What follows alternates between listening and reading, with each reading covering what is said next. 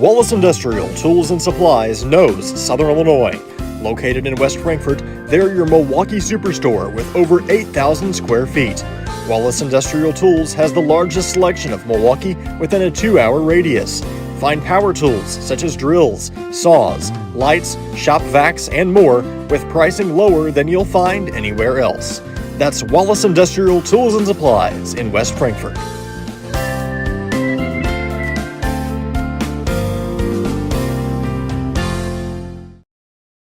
The everyday people who make Southern Illinois so special.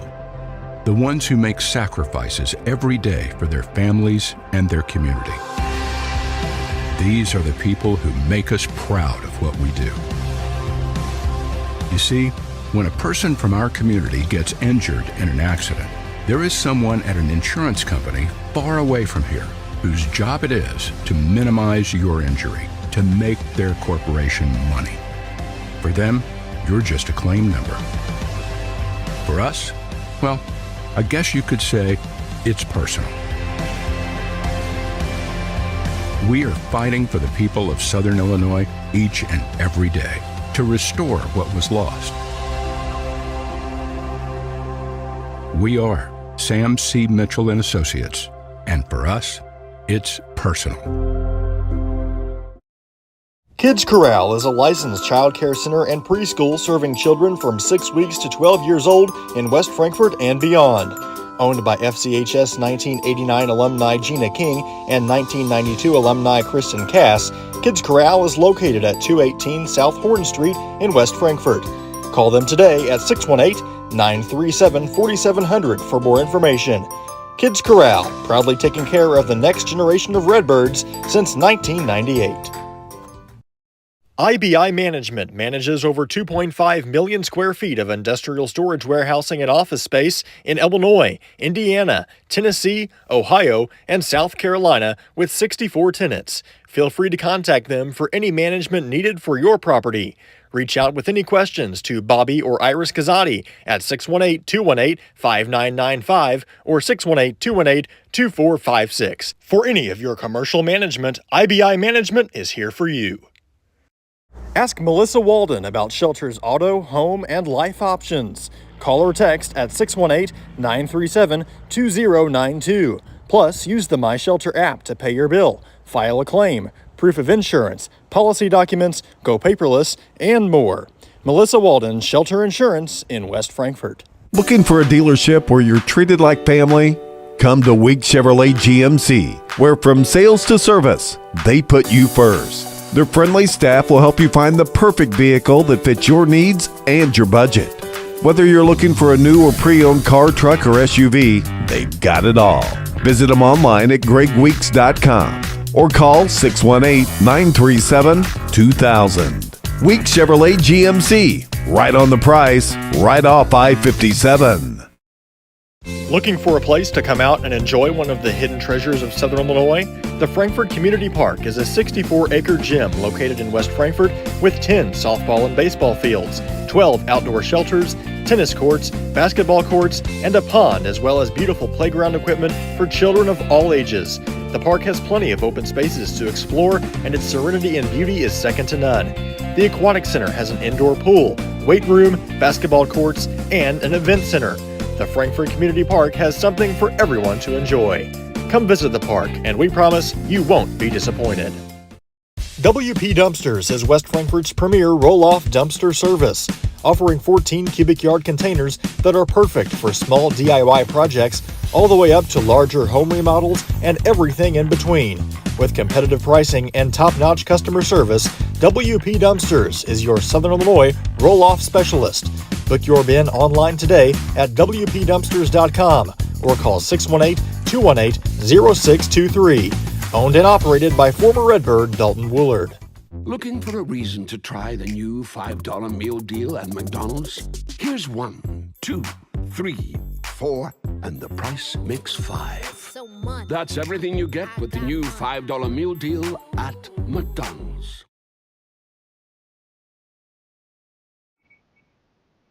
We welcome you in to Redbirds live from Bill McKee Field in West Frankfort. Today's matchup, the Chester Yellow Jackets and your West Frankfort Redbirds. I'm Garrett Smith, joined by Paxton Griffith here on this Friday afternoon. Nice weather for baseball. It's Little chilly, but the sun has shown up, so that's good to see. the sun's gonna make a huge difference, but to me, when I feel this type of weather, it feels like I should be playing postseason baseball. Good pitch. It'll be Parker Allen on the mound for Frankfort. And catching him will be Will Scales. We'll get to the rest of the lineups momentarily. Leading off for Chester will be Rusty Carando, the second baseman. It's an 0-1 count. And Carando pops this one foul out of play, 0-2. Quickly going to here.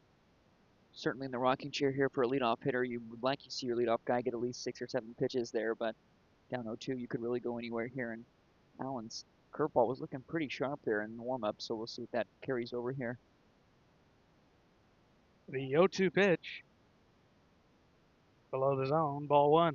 I don't know if that was a curveball or a slider there. It almost looked like it had a little bit of a sliding action to it, but not really much cut action with it, so we'll see. Maybe let's go with that again. Next one will miss outside. The count's even, 2-2. Around the horn in the outfield for Frankfort, it'll be left to right. It's Woods in left, Bennett in center, and Patterson in right. Swinging a ground ball to the shortstop. That's Chris Samples. Fields it on a good bounce, and he throws his guy out, 1 away.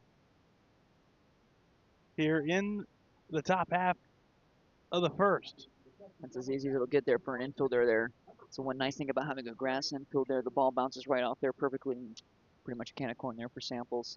And joining Samples on the infield, over at third is Hunter Gaither. Then at second, it's Kanan Shoup. And at first base, Hunter Lowe.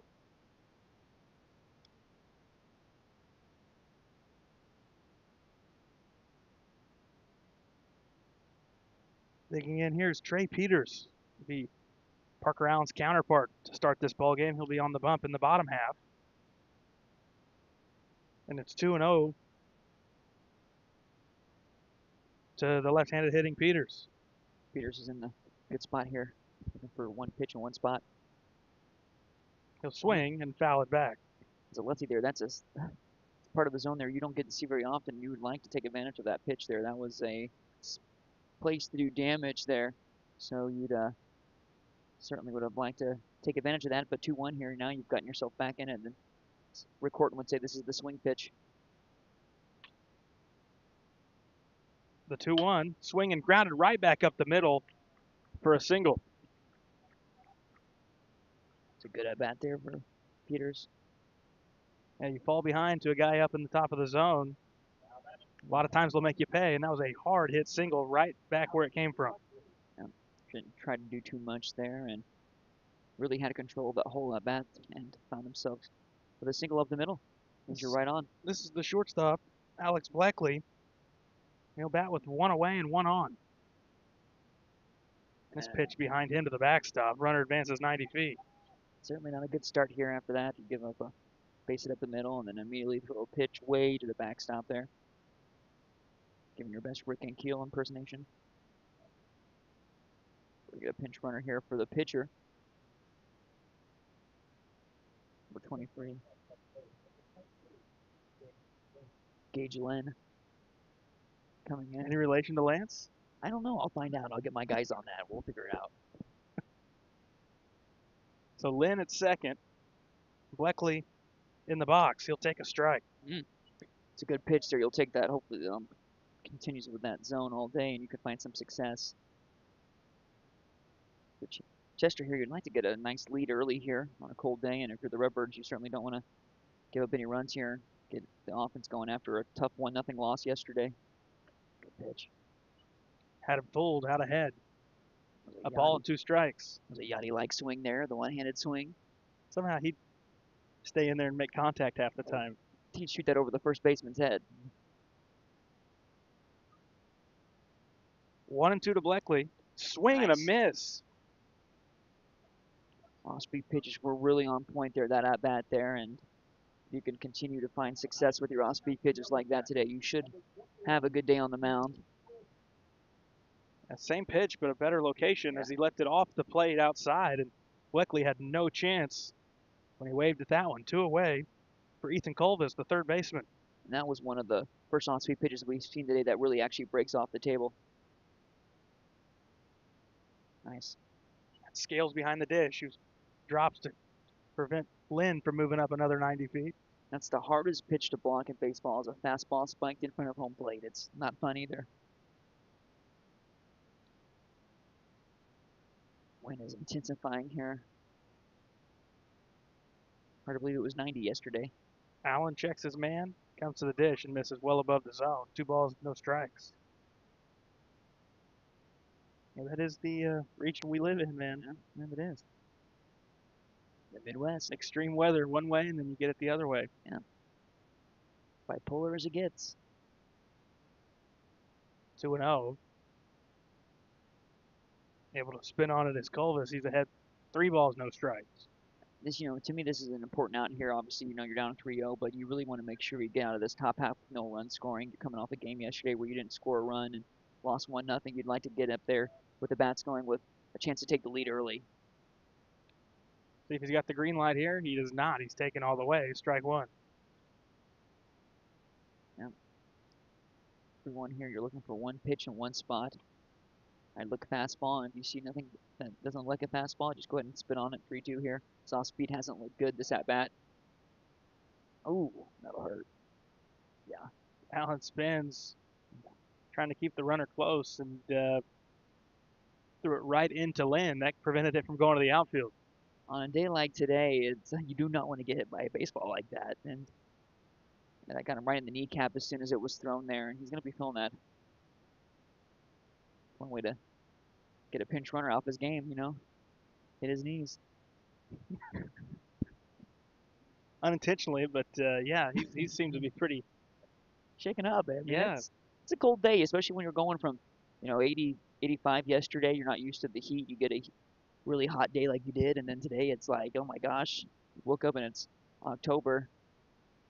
It's like Green Day. September did finally end, and you woke up, and not a fan of it. Really not. I'm not. A lot of people complaining about today. I'm actually the opposite. After sitting in the sun yesterday, 90-degree weather, You're watching the St. Louis Cardinals take home a winner. A great game. 40-degree drop hasn't been too bad. Inside ball 4, as we resume play. Well, the last notice I have on that is I just thank God I'm in this press box because the wind is being blocked by it, and because it is pretty windy today. The sun's warming us up in here. We're in a nice little, like a hot box here with the sun shining through, but you can really hear the wind hitting this box here. Here's Jack Luffy, right fielder with 2 on and 2 away. He'll swing and slap it back middle of the field to center, but it's on a line right to Jace Bennett. And the side is retired. 2 runners stranded for Chester. We'll head to the bottom half of the frame. More scoreless on Redbirds Live. Hal Insurance is a proud sponsor of Redbird Athletics. Serving West Frankfort since 1925, we provide auto, home, business, life, and health insurance. Hal Insurance partners with Auto Owners Insurance Company to handle insurance the right way, the human way. Call Ryan, Jessica, or Susan Patton at 618-937-4000. Hal Insurance is proud to serve you.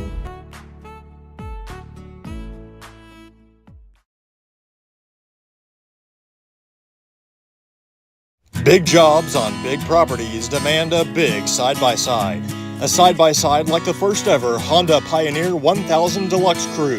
This flagship model delivers serious power and performance where you need it most. Even more, it offers best-in-class comfort for 6 occupants with backseat legroom beyond compare. As for build quality, we'll let the Honda name speak for itself. Head to Galatich Honda in West Frankfort and see the all-new Pioneer 1000 Deluxe Crew today. IBI Management manages over 2.5 million square feet of industrial storage, warehousing, and office space in Illinois, Indiana, Tennessee, Ohio, and South Carolina with 64 tenants. Feel free to contact them for any management needed for your property. Reach out with any questions to Bobby or Iris Kazadi at 618-218-5995 or 618-218-2456. For any of your commercial management, IBI Management is here for you. Wallace Industrial Tools and Supplies knows Southern Illinois. Located in West Frankfort, they're your Milwaukee superstore with over 8,000 square feet. Wallace Industrial Tools has the largest selection of Milwaukee within a 2-hour radius. Find power tools such as drills, saws, lights, shop vacs, and more with pricing lower than you'll find anywhere else. That's Wallace Industrial Tools and Supplies in West Frankfort. Kids Corral is a licensed child care center and preschool serving children from 6 weeks to 12 years old in West Frankfort and beyond. Owned by FCHS 1989 alumni Gina King and 1992 alumni Kristen Cass, Kids Corral is located at 218 South Horton Street in West Frankfort. Call them today at 618-937-4700 for more information.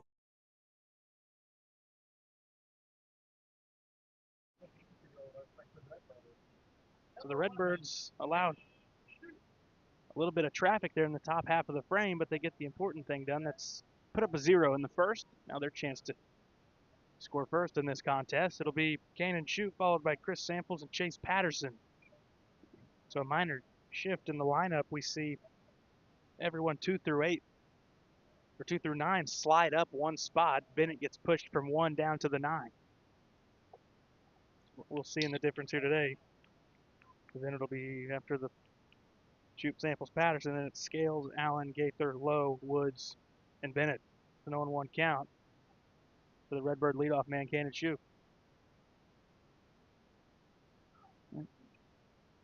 Coming in here throwing strikes immediately. I've said it once already in this game, but now leadoff guy in the rocking chair here. Both leadoff guys have found themselves in 0-2 spots.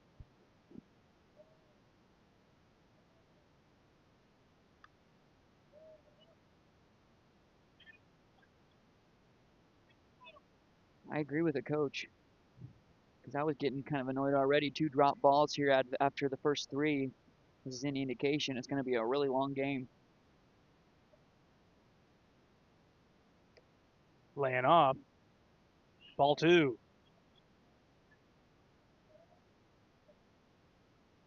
So Shute has battled back somewhat, got it count even. The next from Peters. He'll lay off 3-2. 3-2. If you get walked or a single, you should treat that like a double all day today with this defense we have. Swing and a miss. Down goes Shute. And that ball was thrown into the outfield. I'm going to try to throw it around after the strikeout. next is Chris Samples. Just work some walks and we can score runs off that.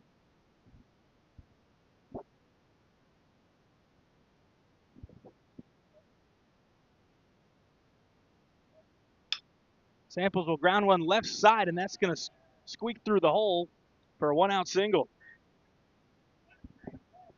Completely dove over that ball there. Wasn't even close, and a nice rip there. It feels like a game you're going to need to score runs, though, Paxton, because the last couple times out, Chester's 2-2, but their 2 losses to DuQuoin and Carterville, and they scored runs against those teams. You need to be ultra aggressive here in the first inning. You're coming off a game where you lost 1-0. You need to get some momentum on your side. This catcher, I'm not trying to just, alienate him, but he doesn't have a strong arm, so you need to use that to your advantage here. Patterson takes a strike at the top of the zone. We saw a couple drop balls already in this game to where if you can steal second base here, you could easily find yourself at third base before you even get to the second out of this inning. When you're coming off a game where you didn't score a run, you need to manufacture runs. Move over to first. Samples back in safely.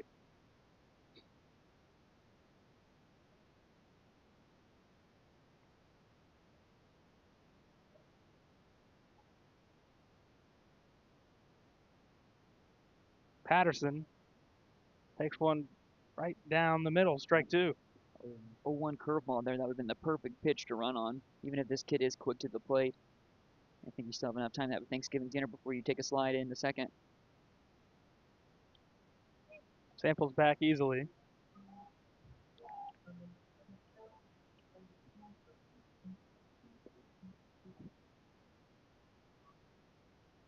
Another batter going to have to battle back from an 0-2 count. Shoop struck out after working it full in that spot. And now Patterson fouls one off right side. Samples jumped the first pitch. He singled to left field.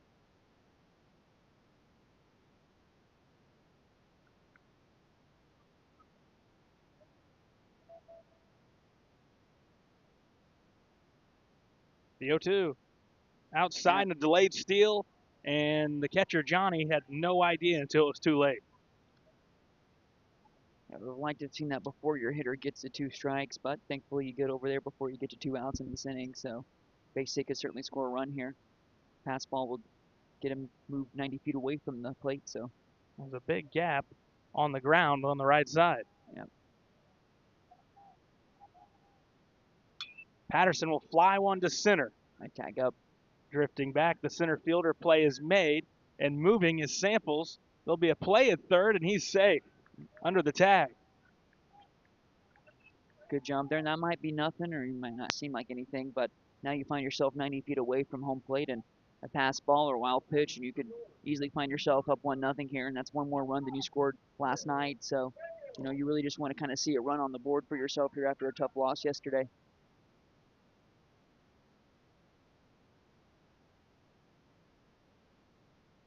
So it's Will Scales. Next guy up with 2 down. Samples over at third base.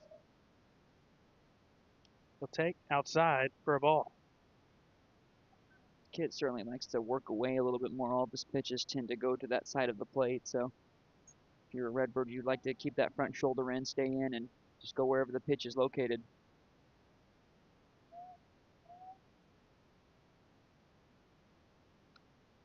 Same miss. 2-0 to Scales. I'd get an aggressive secondary here, as I think he might try to overcompensate here, try to get a fastball. You could easily see it spiked here or getting past the catcher. Nice. Ooh, line to short, and the play is made by Bleckley. Jed Jerko Jr. over there. Scoreless through 1 on Redbirds Live. The everyday people who make Southern Illinois so special. The ones who make sacrifices every day for their families and their community. These are the people who make us proud of what we do. You see, when a person from our community gets injured in an accident, there is someone at an insurance company far away from here whose job it is to minimize your injury, to make their corporation money. For them, you're just a claim number. For us, well, I guess you could say it's personal. We are fighting for the people of Southern Illinois each and every day to restore what was lost. We are Sam C. Mitchell and Associates, and for us, it's personal. Ask Melissa Walden about Shelter's auto, home, and life options. Call or text at 618-937-2092. Plus, use the My Shelter app to pay your bill, file a claim, proof of insurance, policy documents, go paperless, and more. Melissa Walden, Shelter Insurance in West Frankfort. Looking for a dealership where you're treated like family? Come to Week Chevrolet GMC, where from sales to service, they put you first. Their friendly staff will help you find the perfect vehicle that fits your needs and your budget. Whether you're looking for a new or pre-owned car, truck, or SUV, they've got it all. Visit them online at gregweeks.com or call 618-937-2000. Weeks Chevrolet GMC, right on the price, right off I-57.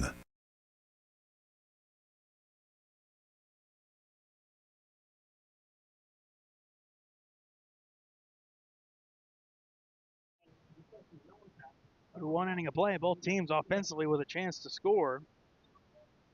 But the defensive teams come through, get some outs, and we're scoreless as we head into the second. First pitch fouled off. This is Reagan Sims, the left fielder, bat from the left side.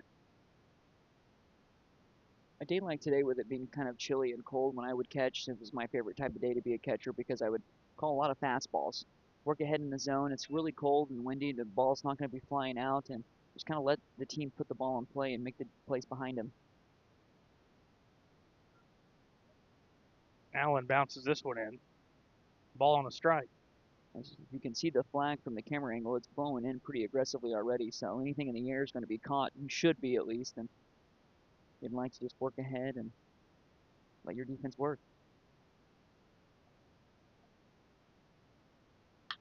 Swinging grounded back middle of the field, and that's through for a base hit. There's a single for Sims, and the leadoff man aboard. Two singles up the middle for this team so far. Is when they are making contact, they're right on. It's a play that could be made sometimes, depending on where you're located, a little bit towards first base there, so they able to find the gap, and we'll see how aggressive they are. Here's the first baseman, Springle. And he slaps one out to left, down the line. That's a fair ball. Yep. Extra bases for Springle, and it's 2 in scoring position, and nobody out. The ball got in the air there, and it almost looked like a knuckleball. Just kind of died down and stayed right on the line and perfectly placed. And now Chester's find themselves with 2 guys in scoring position, not an out. So for the Redbirds, you are in a tough predicament here early. As corners look like they're going to be in here, and middle infielders will be in double play depth. Striking ball falls over the heart of the plate for strike 1. This is Avery Wittenborn, the DH, batting for the catcher. So an opportunity for the bottom of Chester's lineup. Swing and a miss. It's important here with the 8-9 guys coming up that you go right at them here.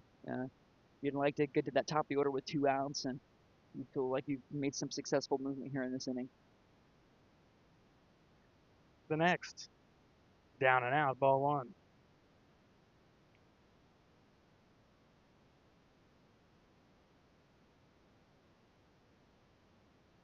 Allen out of the wind. Strike 3, looking 1 away. Big first out there. Now it's important to get the second one here with the bottom of the last batter here before you get back to the top of the order. So if I'm catching here, I'm calling nothing but fastballs until he shows he can catch up with one. This is Preston Leeper, the center fielder. One bad thing about the infield in on a situation like this is a little blooper could come back to haunt you.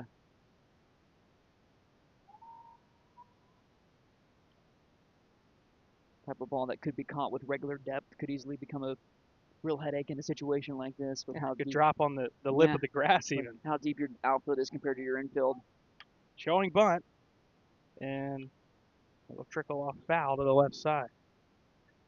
Not a bad idea there with the corner defense you have here for the Redbirds. Just not the quickest guys there, so if you can get a good bunt down on a grassy infield like this, it could certainly stick. It really was going to be up to Allen to be able to jump off the mound there. And that wouldn't have been an easy play. The 1-1, chopped foul, and now you've got 2 strikes if you're Parker Allen. 1-2 here. You're not against throwing something in the dirt here. You just got to make sure of your skills, you're dropping and blocking. But I think with a guy like this, not the biggest of statures, I'd throw fastball high, try to see if he's going to go after it. And he hit him. Went off speed with 2 strikes, and he hits him. Off speed with a 9th hitter and a 1-2 count. not the move. It's not what you need to do in a situation like that. Now you find yourself bases loaded with one out in the top of the order. You're asking for trouble. I was thinking, like you, Paxton, fastball up there, and you're probably going to get him. And as a catcher, when the index finger is the only finger that works. No need to be cute. Yeah, and it was going to be hard for Leeper because he hadn't seen the fastball yet. Yeah. I mean, that was for Leeper. That's all you can ask for is you find yourself in a 1-2 count, and you're going to get hit by the pitch. I'll take that every day. Helps you on base percentage, and now you get to go back to the top of the order here and chance to do some damage. Carando grounded out to short, and he bats with the bases loaded.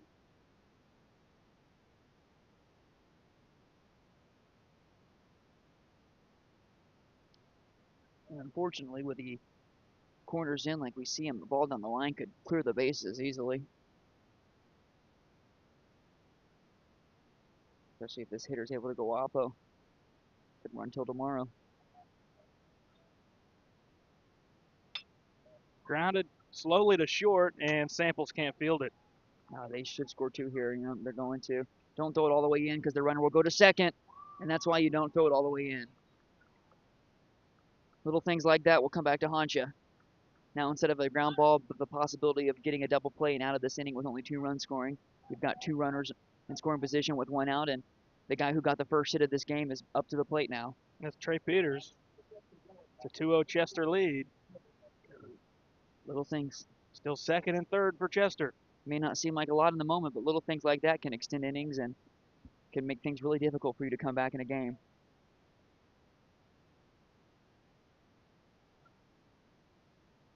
Allen's really struggling here right now. He's throwing across his body. He's not using his legs as a pitcher. He's using all of his upper body, and that's why everything's kind of working in more. Chopped in front of the plate. Scales will field, fire, and he'll get the out. Runner's coming home, and he's out at the plate. Yep, good play. Good Double job. play as Lowe gives it right back to him. Nice. You limit the damage to a couple of runs. A big double play to close the frame. We head to the bottom of the second on Redbirds Live.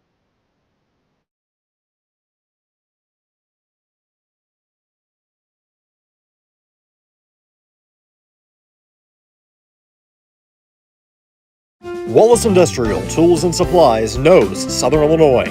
Located in West Frankfort, they're your Milwaukee superstore with over 8,000 square feet.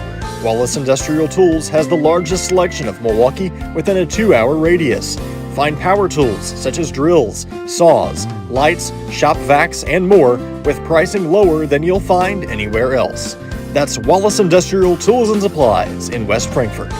Kids Corral is a licensed child care center and preschool serving children from 6 weeks to 12 years old in West Frankfort and beyond.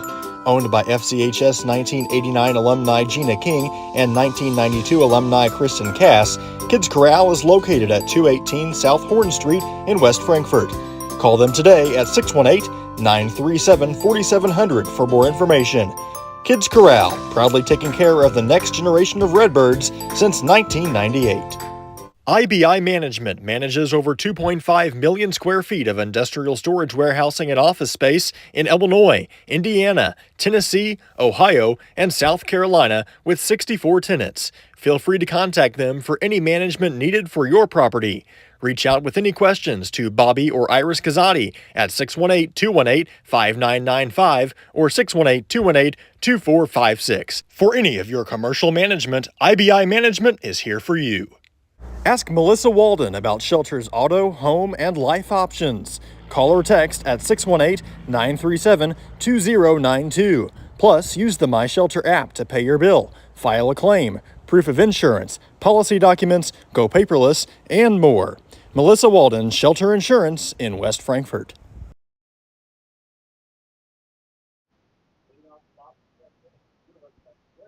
Into the bottom of the second. It'll be Parker Allen, Hunter Gaither, and Hunter Lowe for the Redbirds in a 2-0 Chester lead as they scored a couple last frame. They had one hit? Yeah. Or they had a couple of hits, and then they were helped out by a hit by pitch and an error. Double down the line, and then A single to start the frame. then a hit by pitch, and big time double play there for the Redbirds to. They limit it to 2. Yeah, because it could have been worse. Nice. Base hit up the middle for Parker Allen on a line. Helping his own cause. Yeah, you certainly, obviously you'd like to score more than 2 runs in this inning, but if you're the Redbirds, you're coming off a game where you didn't score at all. Now you're down 2-0. You'd at least like to get 1 run on the board and feel like, okay, The monkey off your back, and then you can go from there. yeah, you know, that's really what it comes down to. Is it's a little goal you need to set. Is, hey, let's score 1 here, let's get things moving again in the right direction, and then maybe we can go from there. I'd like to see the stats on players at the plate when they're pitching as opposed to when they're in the field. Yeah, that would be an interesting stat because it's certainly a different psyche when you're on the mound and hitting. Gaither slaps one out to right, and on a line, it's put away by Luffy. He was a hair later on that pitch. It would have certainly been a double down the line. Would have hit right off the BM down there. So now it'll be Hunter Lowe.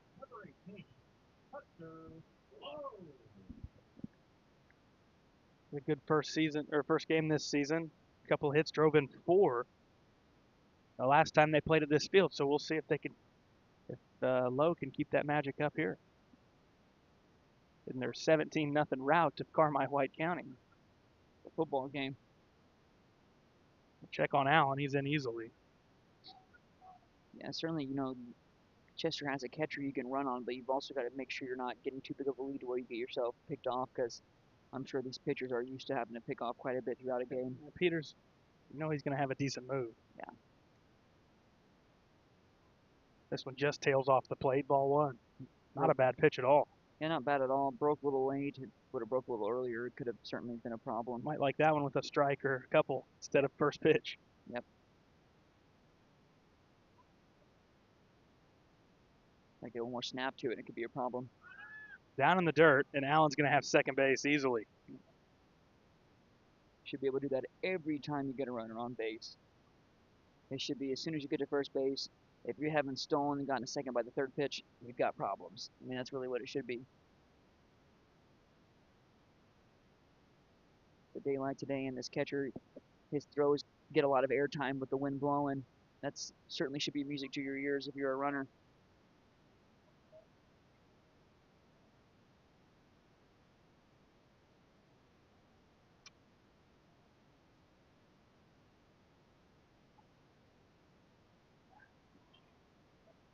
Peter steps off, forces Allen back to the base. And, you know, we saw a delayed steal earlier, too, so you don't have to steal right away. You know, you can get an aggressive secondary, and with this catcher's arm, if you feel like you're halfway there, you can go ahead and go and make it easy. The 2-0 to Lowe, inside 3-0. Hendricks Woods would be next. He's out in left field today. He had one of Frankfurt's only 2 hits yesterday at Johnston City.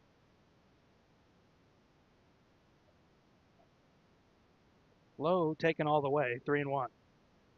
As we knew he probably would.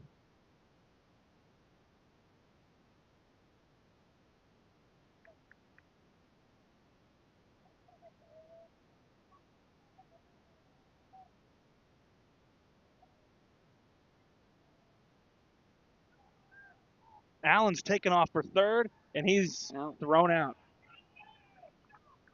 Perfect throw there. So one difference between 3rd base and 2nd base is if you're going to steal, you got to make sure you're going to get the lead you need. And it wasn't a very good jump Not either. a good jump, not a good lead. And if you're at 2nd base with 1 out, you don't have to go unless you've got a good lead. But yeah, that's not what you want to do there. If you don't have a good jump, you don't go like Garrett and I had a conversation about that during the Cardinal game last night with Victor Scott. Swing and a miss. Lowe goes down. Momentum certainly just snapped right there. So tough inning, tough bottom half of an inning. We head to the 3rd, 2-0 Chester on Redbirds Live. The everyday people who make Southern Illinois so special. The ones who make sacrifices every day for their families and their community. These are the people who make us proud of what we do. You see, when a person from our community gets injured in an accident, there is someone at an insurance company far away from here whose job it is to minimize your injury, to make their corporation money. For them, you're just a claim number.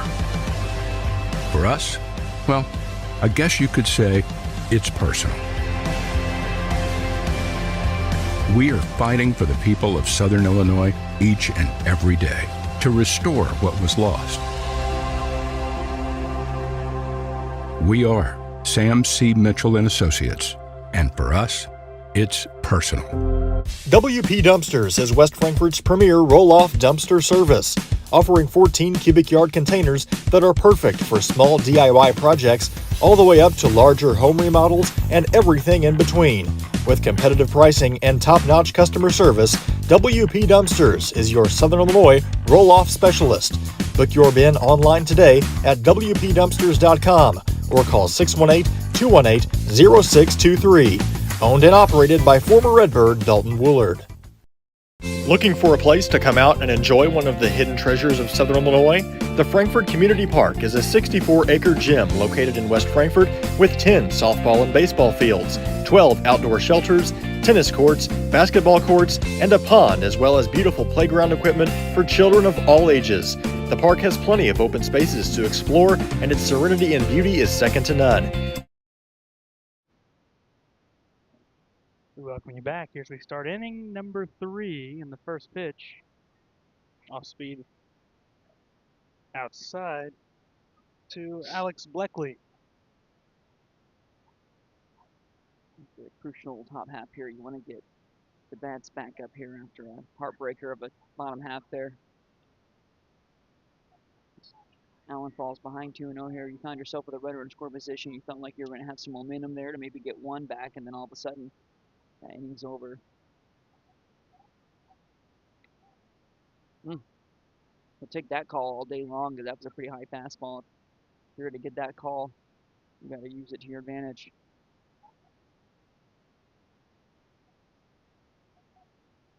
Swing and a miss. He's gotten Bleckley on that pitch 3 times already. I'd almost rinse and repeat until he can show me he's going to Lay off or sit back. He hasn't been able to do either or. He's either thinking it or it's going to be a fastball. Sometimes you can kind of almost keep that in a better spot. Yeah. And he wasn't going to be able to pull the trigger on the fastball. It would have been too late. Yep. Because a lot of times the batter will get their mindset that they think their pitcher's going to throw something and a fastball will do the trick. That's why I always think, as we have a 3-2, ball 4. So I think it's always tough to sit breaking ball. Yeah, it is. It's almost easier tough, you sit fastball and then you can make the adjustment. Yeah, I was always told by somebody who was always a really good mentor for me was think fastball, react off speed. And that was something that I always thought about. And just keeping that mindset in the batter's box, think fastball, react off speed will do wonders for you. Here's Ethan Colvis. He walked his first trip. He'll take outside. Allen finds himself finishing with his chest towards first base every time, which usually is an indication that you're falling off as a pitcher, which is probably why we're seeing so many of his pitches go towards the left-handed batter's box. And a pick move, it gets away. Going to be an extra 90 feet. On the air from Allen.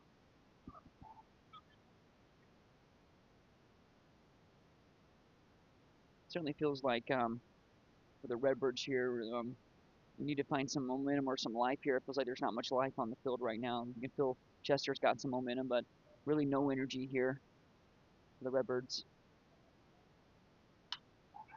Fly ball, left center, back to the wall. It's gone. Yep. I thought I had the launch angle, and just like that, you find yourself down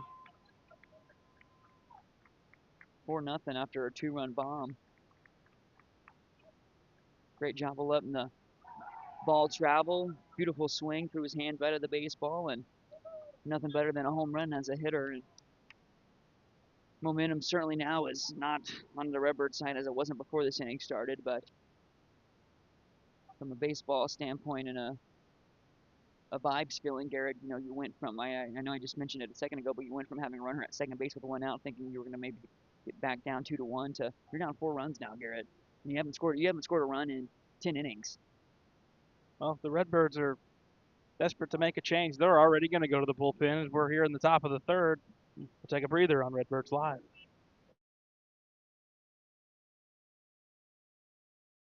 Hal Insurance is a proud sponsor of Redbird Athletics. Serving West Frankfort since 1925, we provide auto, home, business, life, and health insurance.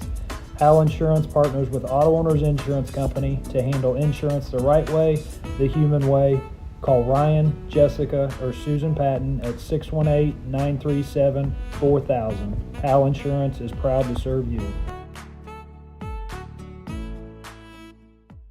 Looking for a reason to try the new $5 meal deal at McDonald's?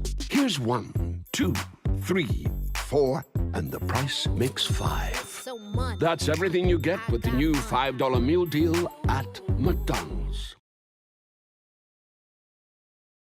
Big jobs on big properties demand a big side-by-side. A side-by-side like the first ever Honda Pioneer 1000 Deluxe Crew. This flagship model delivers serious power and performance where you need it most. Even more, it offers best-in-class comfort for 6 occupants with backseat legroom beyond compare. As for build quality, we'll let the Honda name speak for itself. Head to Galatich Honda in West Frankfort and see the all-new Pioneer 1000 Deluxe Crew today. Looking for a dealership where you're treated like family? Come to Weeks Chevrolet GMC, where from sales to service, they put you first. Their friendly staff will help you find the perfect vehicle that fits your needs and your budget. Whether you're looking for a new or pre-owned car, truck, or SUV, they've got it all.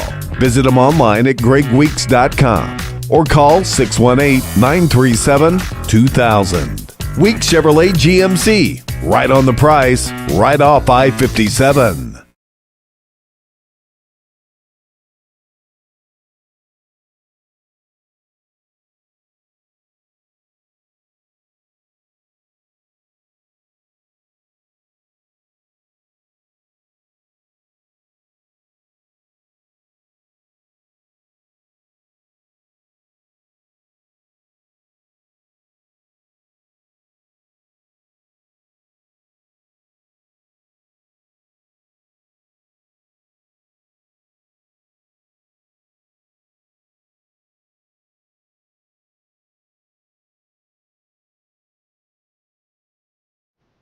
So it's Hendrix Woods who comes into play or coming into pitch. Looks like it's just a flip from Woods. He comes from left to the mound, and it looks like Parker Allen will go from the mound to left. So Woods will face Lethe, Sims, and Springle. First pitch, a strike. I'm showing have kind of a higher strike zone, so if you're Woods here, maybe you could find some success using that to your advantage.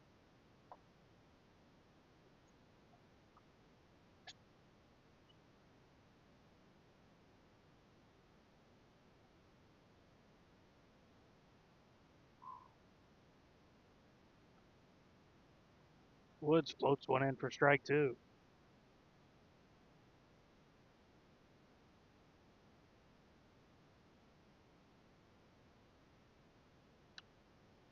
Popped up right side. That'll find the seats.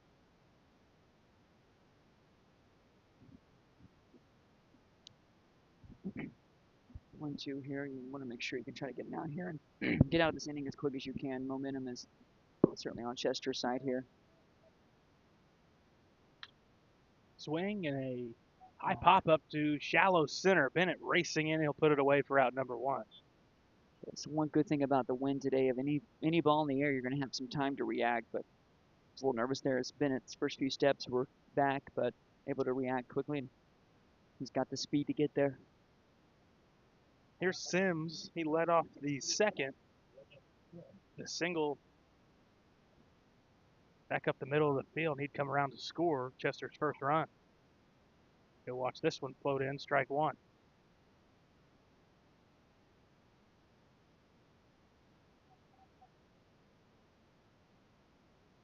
Could be an awkward spot here for a lefty, and he's right on cue. There's strike 2.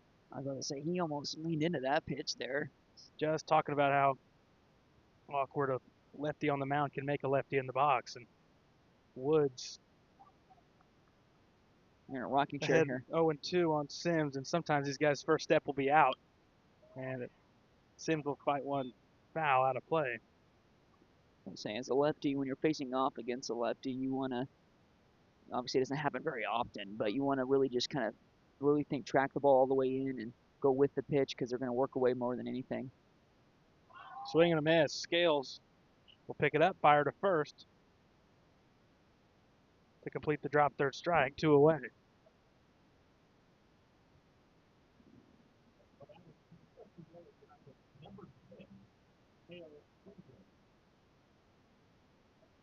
Now we'll see Springle step back in. He doubled to left.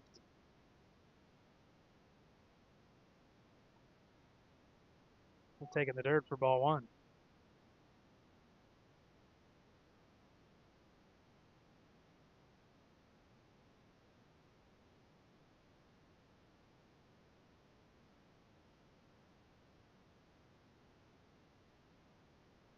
Woods looks in, come to the plate, and he misses outside.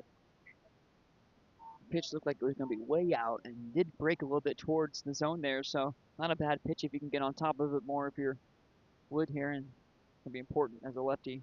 It's almost like a 12-6 curveball. Ooh, little bit outside. That looked pretty good there. I would have called it a strike. So 3-0 to Springle. Did pop one to left his last time. He's going to take here for ball 4.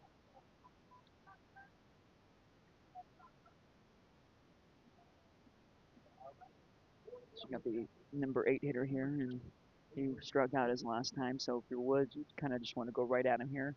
As a lefty, though, you want to make sure you're not leaving anything up because sometimes for righties, when they don't see lefties very often, they're a little ultra aggressive and they keyhole one spot. So don't want to leave anything up to let him get his hands extended. Woods ahead after the swing and miss. And for a swing like that, I would just consistently stay on the black part of the home plate here, work outside. Even he swings at it, there's no chance he's going to hit it unless you work inside. Slap to left, and it's going to get over the head of Allen. He's got to get this one in quick. And runners will move up second and third on the double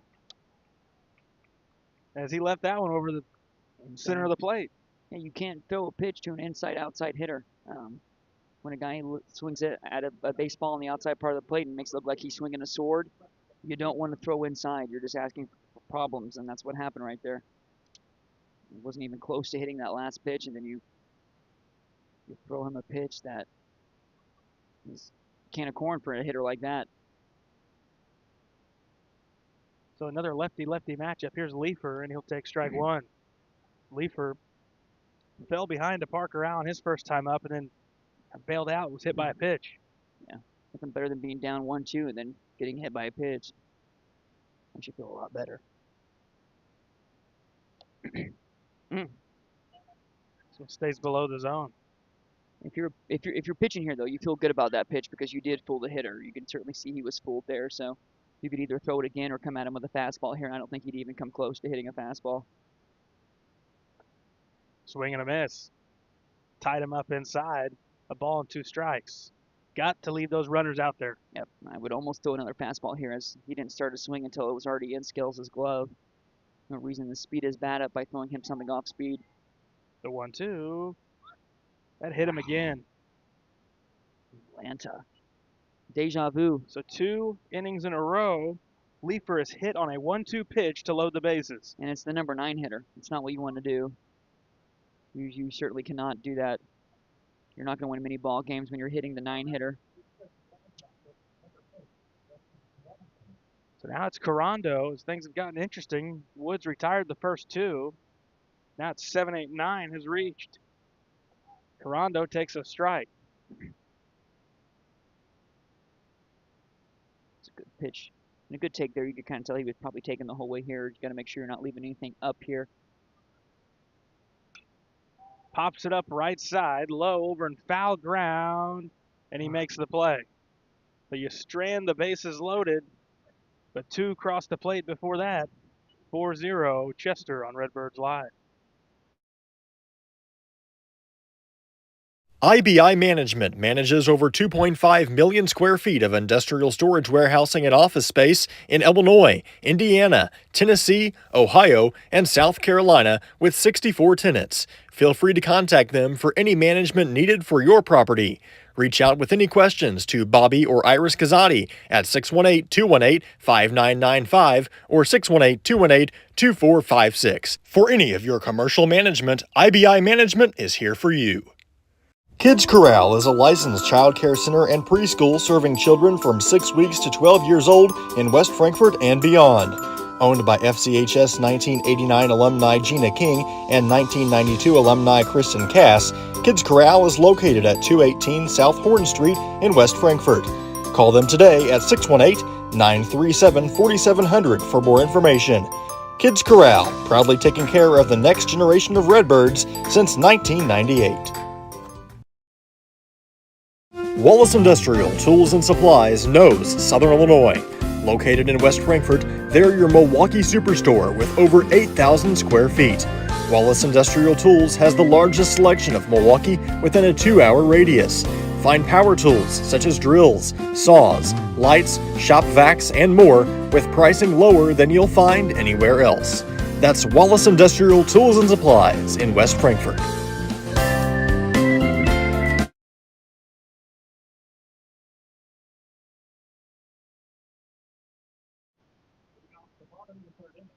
Frankfort will have Woods, Bennett, and Shoup 8, 9, and 1 in a 4-0 lead for Chester.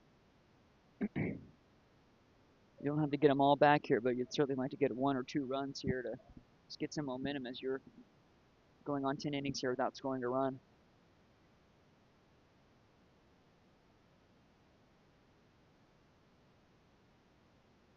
Woods lays off the first pitch outside to the lefty. Gonna swing through this one, strike one.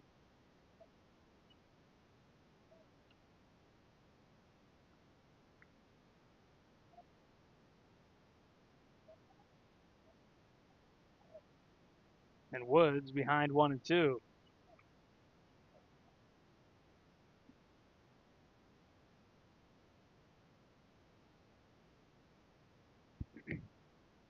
Not in an easy spot here.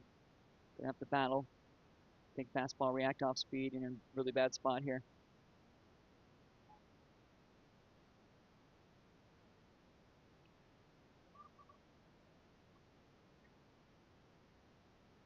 It's not usually a pitch you see on a 1-2 count, a fastball outside like that.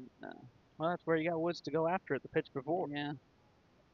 Figured he'd be thinking about it, and you got him there this time. Took some off. Yeah. Thought maybe he'd make an adjustment there. As a lefty, I would have, assumed he'd keep me working, especially if you're a pitcher and you see somebody not really making an adjustment on the outside part, or so it made that hit you gave up there that last inning so frustrating when you ended up throwing a pitch inside where it's the only time the kid's path was actually going to hit something.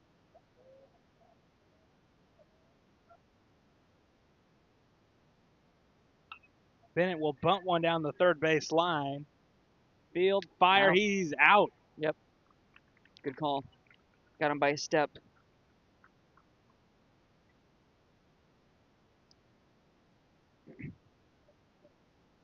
Good idea to just try to get a runner on there because you feel like if you can get on first base, you can certainly steal to second, but unfortunately not able to get there. I think that was the right call. He looked out to me.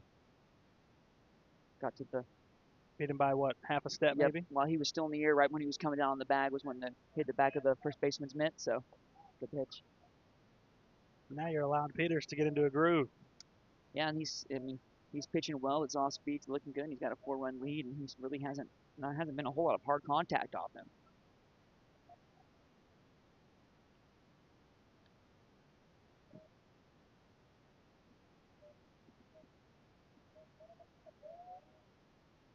Like he hasn't really broke a sweat out there yet either. Chopped foul, left side. It'll be a ball and 2 strikes.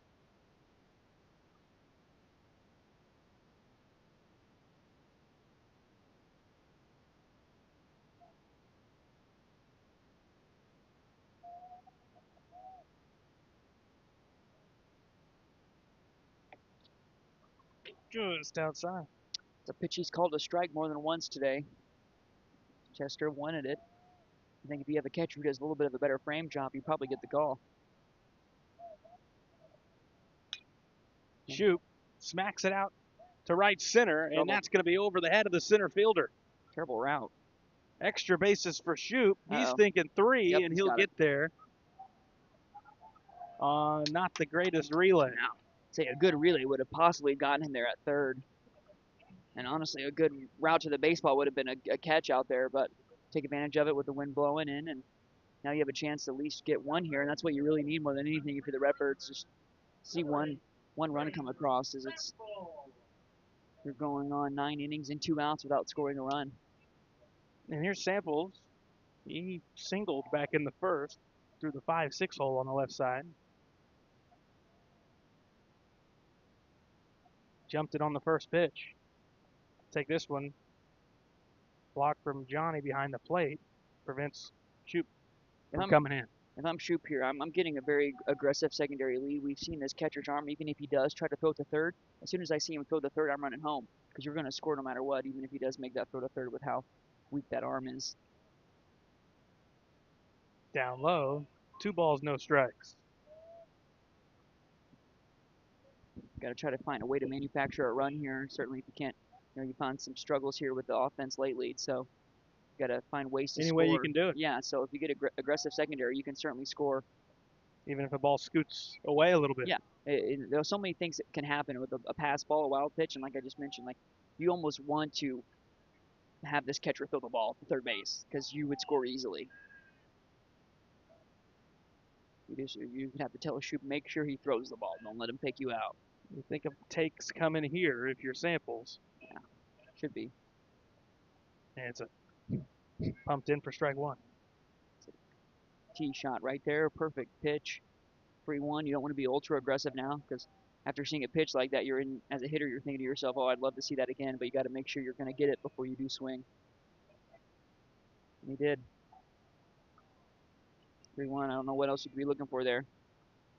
Full count to Samples. As Patterson would be next. As a hitter, a 3-1 count is what you want to get to, and if you're not going to take advantage of it, you're asking for trouble.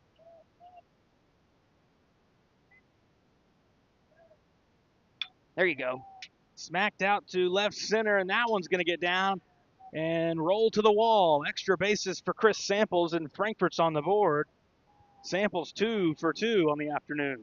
Great job there by Samples. Almost the same exact pitch we saw there, 3-1. He took advantage of it, and he did exactly what he needed to do there. That felt like the same exact pitch to me, Garrett, as we saw there, 3-1, don't you think? And he tried to double up, and Yeah. this one he hung up a little bit more. He did hang, and Samples did a great job of not being over-aggressive. He kept his front shoulder in, let the ball travel, and threw his hands at the baseball, and he finds himself at second base with an RBI double, and like you mentioned, his second hit, and you still got plenty of time in this ball game, and if you're going to come back from 4, you got to score 1 to get the party started. And now it's Patterson. Patterson flew out to center. So Redbirds looking to continue a little 2-out rally that they've got going. Triple and a double. Shoop and Samples. So here's Patterson. Foul one back. 0-1.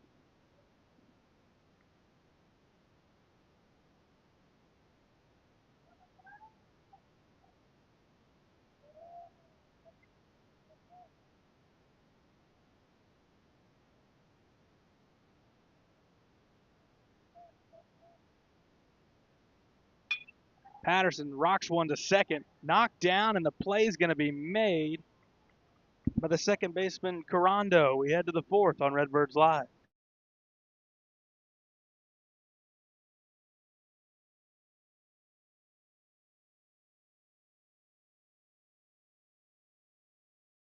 The everyday people who make Southern Illinois so special.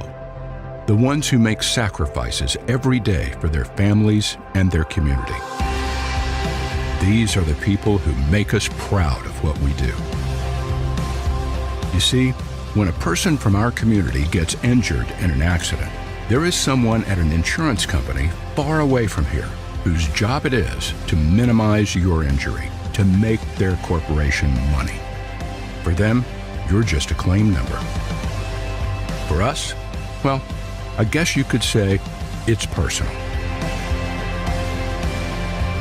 We are fighting for the people of Southern Illinois each and every day to restore what was lost.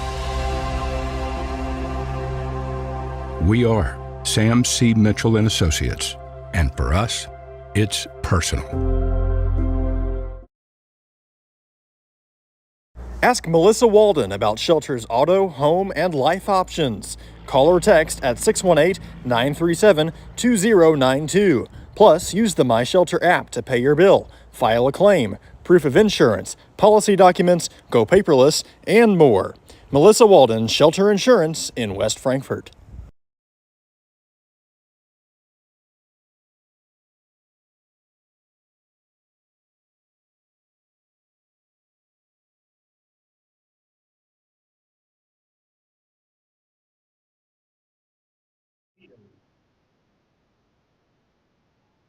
Back for the top of the fourth, and it'll be Peters, followed by Bleckley and Colvis.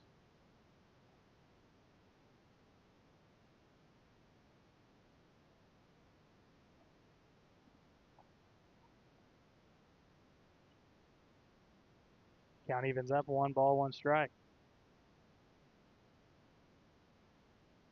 Next from Woods. Grounded right side. Shoop knocks it down and makes the play.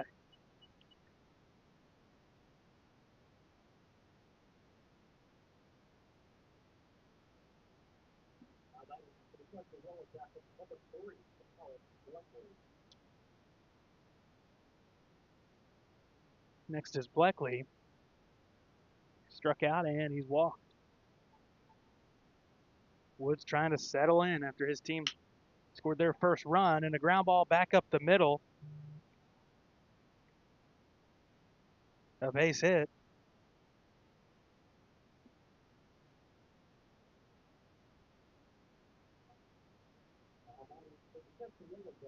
So it'll be Colvis.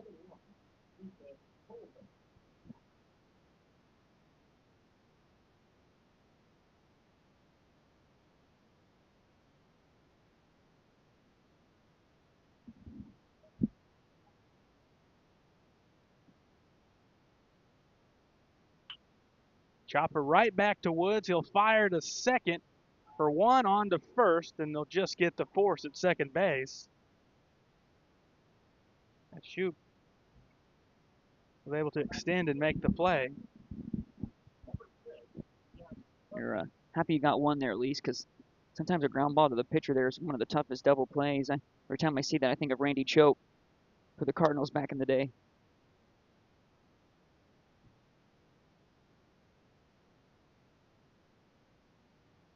So with 2 away, it'll be Luthi. He's hit the ball to center twice. He's lined out and he flew out his last time. It's important to get through this inning without giving up a run. You finally get a run here after not scoring for a while, so you want to make sure you don't give that right back. And even though you've put a guy on, you get this guy here, it's still a pretty quick inning. Yeah, really quick inning still if you can get out of this inning with this batter here. So still feel like you have momentum on your side after getting 1 run finally after 10 innings. Woods working outside, and he's missing by too much. He's not getting Luthi to bite. Yeah, he's not finishing his pitches right now. He's kind of opening up that front shoulder and just not really. He's a little top heavy with his delivery. Popped up right side. That'll get out of play. 2 balls, 2 strikes.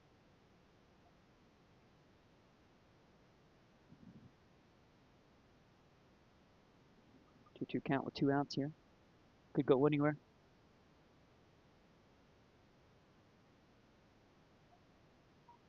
The 2-2 pitch. Outside, ball 3. And the runner will take second base without a throw. Runner's just doing what he would have done here on this pitch anyway, so it's a moot point, especially if you can get an out here. You're going to give up anything. Make sure it's not a walk. Make him give it a hit if you're going to get him on. Swing and fouled off at the plate. That pitch was way up there, and he still went for it, so keep that in the back of your mind, especially with this umpire who is shown to have a higher strike zone than normal. So you could get something at the top of the letters there. You might be able to steal a strike. Woods checks the runner, comes to the play with the payoff, and he pulled Luthi that time. Strike 3 swinging. We head to the bottom of the 4th. Redbirds looking to cut into this deficit on Redbirds Live. Hal Insurance is a proud sponsor of Redbird Athletics. Serving West Frankfort since 1925, we provide auto, home, business, life, and health insurance. Hal Insurance partners with Auto Owners Insurance Company to handle insurance the right way, the human way. Call Ryan, Jessica, or Susan Patton at 618-937-4000. Hal Insurance is proud to serve you.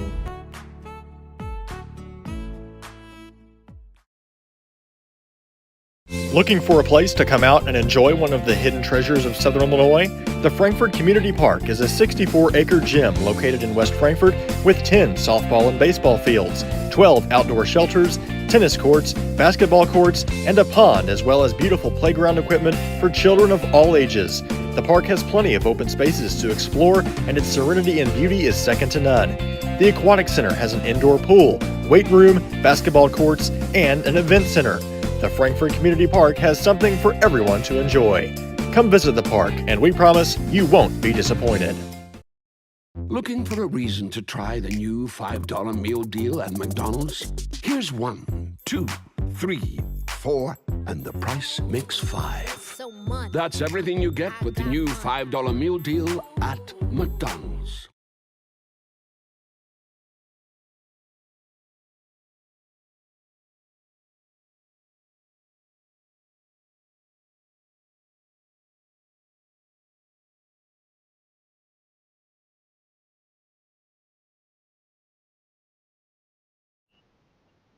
We welcome you back. We entered the bottom of the 4th. It's 4-1 Chester. Redbirds tacked on that run in the bottom of the 3rd. Put up a scoreless top of the 4th. So a little bit of momentum if you're Frankfort. You've got to build onto it, though, before it flips back the other way, because it can flip on a dime in this game. It certainly can. You just want to feel like you're at least chomping away at some of this. It's not an insurmountable lead, so. Line drive to center will drop in front of the center fielder Leifer. Hard hit ball from Scales. First pitch swinging. He's aboard. It's nice to see that from your cleanup guy, being able to hit a ball first pitch he sees. Yep. And then you're going to get a pinch runner in. Looks like Kazadi in to run here. So, we've seen so far that this catcher doesn't have a great arm. So I would be trying to steal second before pitch 3 of this at-bat is thrown. You don't want the batter to have to deal with a runner trying to steal. Here's Parker Allen. He had a base hit up the middle. He's going to ground one left side. It's knocked down. Fire to second for 1. And they'll get the force. They'll settle for 1. Got lucky there because that should have been an easy double play. Ball hit that hard. Luckily, the second baseman wasn't able to get it out of his glove. It should have been a 6 for 3. Well, a 5-4-3. Yeah, 5, yeah. But hey, at least you're not going to get it. Now you got to take advantage. And you'd like to see. I know Allen was thrown out at third there. That was just because of a really bad jump. But this is certainly a double play factor here as well. If you get another situation like that just happened, so you would like to at least maybe run away from a double play.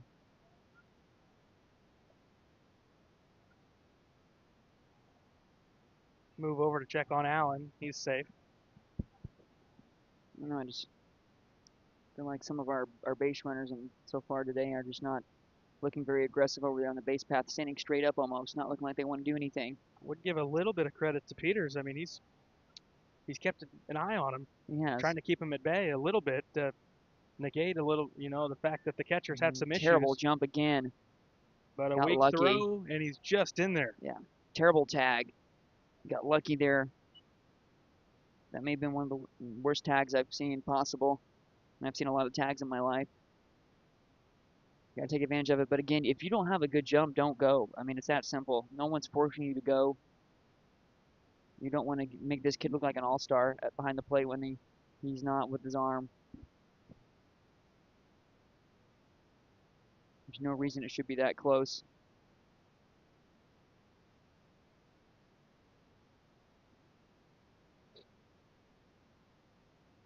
Down 4-1 here, you got to be aggressive, not just in the batter's box, but on the base path as well. And that's also with your secondary leads here. There's no reason why you shouldn't be halfway towards third base on your secondaries.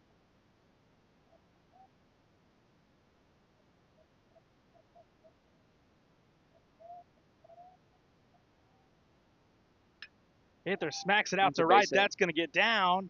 It's a weak diving effort. Yeah. Gaither's going to have extra bases easily. Instead of getting over there and getting it in, you might have been able to hold him to one, but they'll trade spots. Allen comes in on the RBI double from Hunter Gaither, and it's a 4-2 ball game. It was going to be a hit as soon as he hit it. It was never a chance to make a diving play, so I don't know what that was, unless he just wanted to make his parents have to wash his uniform tonight. No need to You dive. probably just gave an extra 90 feet to Gaither. To a guy too, where no offense to Gaither, but you prefer him to be at first base because you know he's not going to steal, and that gives you a double play opportunity still. Now another ball that finds the gap. Doesn't even have to go all the way to the wall. Yeah. He's going to score from second. Well, now you find him at second base instead of first, where a pass ball gets you 90 feet away from scoring compared to being stuck at second. So Hunter Lowe step in next. 4-2 game. He struck out in a full count. That was back in that inning when Frankfurt lost the runner on the bases. And it's fouled off at the plate. You got a piece of Lowe in the box. it's a pitch you want to do damage on. Certainly Like don't. you hit that one off the end of the bat. And I don't know. It's a tough thing to do there when that pitch is located right there. Might be the best pitch he sees of the day. Now you just got to make sure you're not ultra aggressive. Sometimes when you know you missed a good pitch, you try to be over aggressive. Lowe crowding the plate. The next bounces in. Gaither's going to try for third, and Frankfurt's going to lose another base runner. That was unfortunate there as the pass ball hit off Lowe and kind of stayed right there in front of the catcher, and he was able to corral it easily.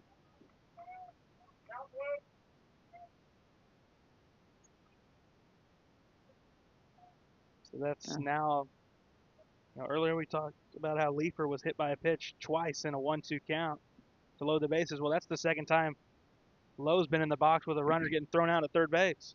Yeah. And Lowe, base hit to left. Which you wouldn't have scored there anyways, but it's one of those situations where it's just baseball. Could You be the gotta difference know. in the game right now. You lost two guys at third, and you're down by 2. Yeah.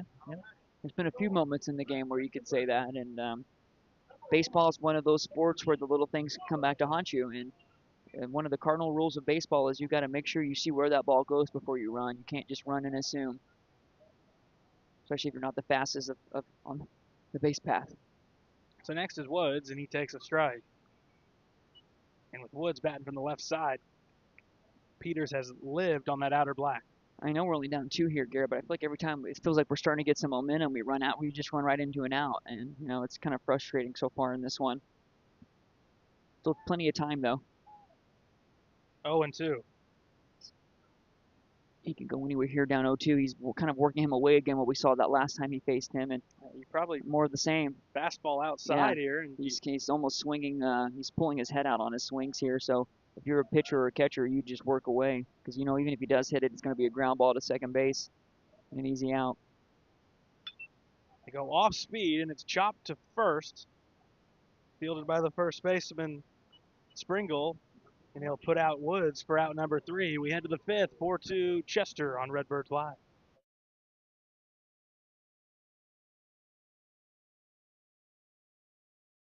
Big jobs on big properties demand a big side-by-side. A side-by-side like the first ever Honda Pioneer 1000 Deluxe Crew. This flagship model delivers serious power and performance where you need it most. Even more, it offers best-in-class comfort for 6 occupants with backseat legroom beyond compare. As for build quality, we'll let the Honda name speak for itself. Head to Galadich Honda in West Frankfort and see the all-new Pioneer 1000 Deluxe Crew today. WP Dumpsters is West Frankfort's premier roll-off dumpster service. offering 14 cubic yard containers that are perfect for small DIY projects all the way up to larger home remodels and everything in between. With competitive pricing and top-notch customer service, WP Dumpsters is your Southern Illinois roll-off specialist. Book your bin online today at WPDumpsters.com or call 618-218-0623. Owned and operated by former Redbird Dalton Woolard.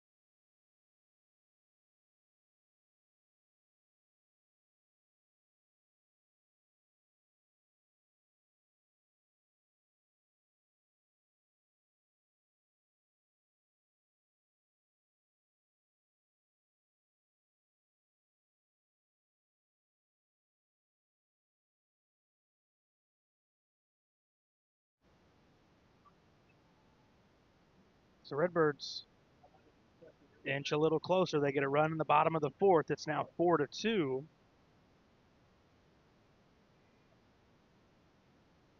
It'll be Sims, Springle, and Wittenborn for Chester. His teammates were telling him to wear it. That's a pitch. It's easy to wear when it's 85 degrees outside, not as cold as it is today. It's really not fun to get hit. I wish we'd take advantage of this high strike zone a little bit more. I know if I was catching back there, I'd certainly be working it up more than what we have been. He's calling it at the letters.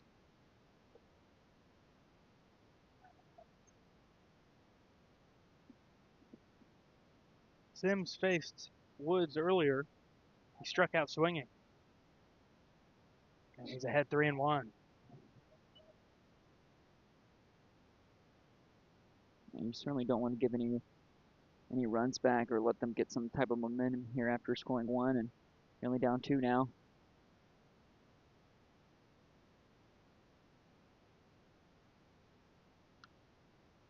Chopped foul, and we'll run full. This is one of those at-bats where I just would simply give a fastball and say, let's go right at him here. First batter of the inning here, you don't want to give up a walk because nothing's going to feel worse than giving up a walk. You'd rather give up a hit than a walk, so we'll see. Might be ultra aggressive fastball right at him. Swinging chopped foul up the first base line. Sims hanging in there. And this is no disrespect to Sims. He's just not a huge guy. You know, he's not going to probably hit one out of the park on you with the way the wind's blowing today. So this is the guy you want to go after. You don't want to let him get on bases by a walk. So it's important here to get this first out. Outside, ball 4.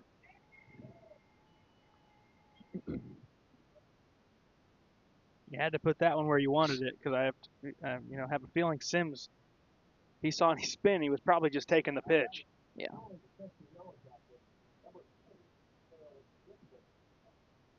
So Springle's next. He's doubled and walked. Good game at the plate for the number 7 hitter for Chester. You'll take that from the 7th spot every day.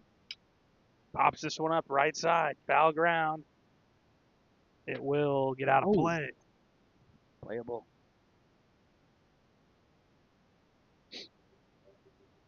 You'd have known that was out of play immediately. You wouldn't have left I would have been your climbing up position. I'd have been climbing up the dugout trying to go for it there. As a catcher, I loved a nice little pop up to me. One of the hardest things to catch as a catcher with that catching glove, but you know how to do it. It's pretty fun. You almost see a lot of guys just turn it into the basket. Yeah. Instead of trying to have it, up in the air. Well, a lot of problems you see too is especially in high school, a lot of guys like to drift towards the.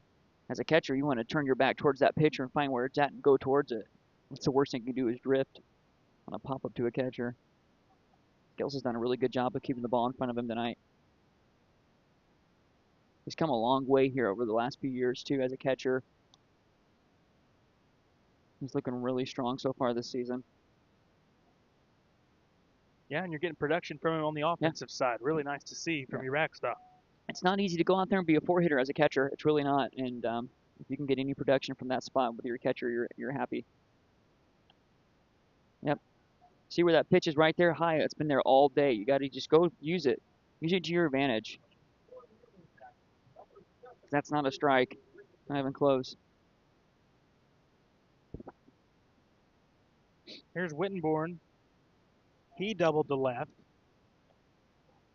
Yep. See, he loves it.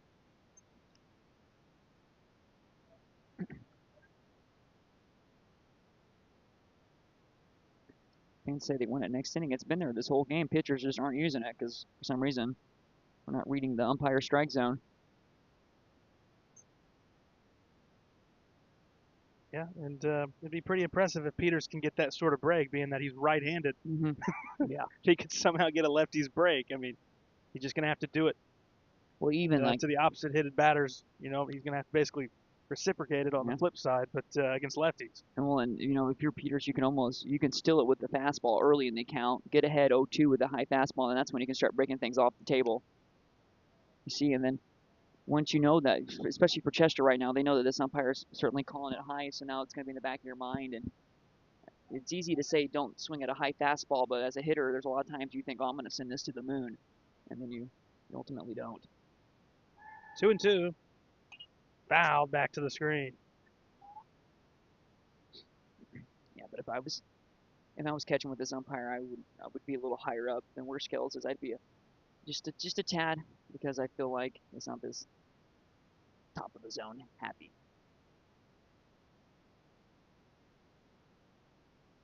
Woods to the dish. Slapped out to right, and it's going to drop in front of Patterson. First and second.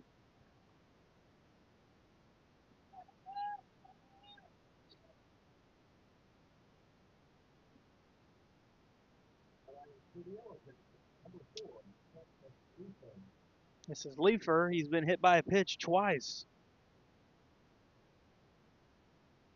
before the lineup flips back to the top.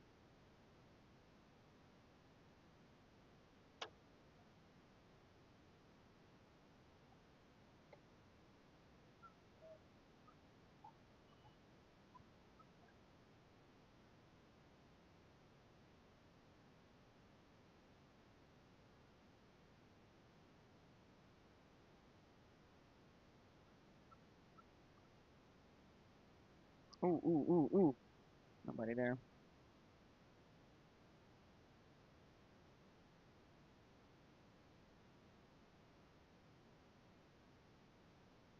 You really just need to stay at first there in that situation and try to get the pick off.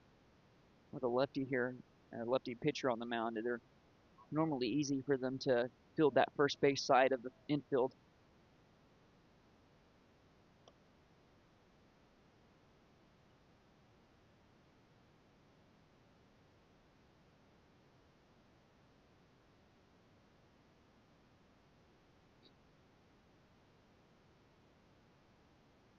Two balls and a strike to Leifer. It's a little unorthodox, but He offered at that one, strike two. which the runner at first isn't getting that aggressively anymore. But I'll say, you know, I remember when I was a catcher, there was times where our second baseman would try to sneak in there sometimes and get a pick off. It works. I've seen the right fielder do it. Yeah, you know, if you're expecting a bunt, we might as well just go all in for it, and you could easily get a pick off. I love picking people off at first. Full count. Another possibility here where it'll be the third time they have a chance to have the bases loaded.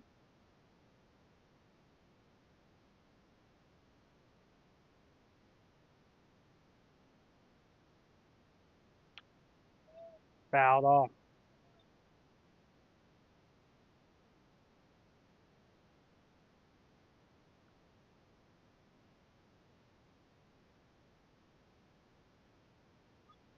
All right, this is a pretty big pitch here as a first baseman. I don't know why you're playing in right now. 3-2 count. He's not going to be bunting. He just showed you that. He swung the bat. Yes, I don't know what the idea is there. Ball four. They've let Leifer on 3 times from the 9 spot.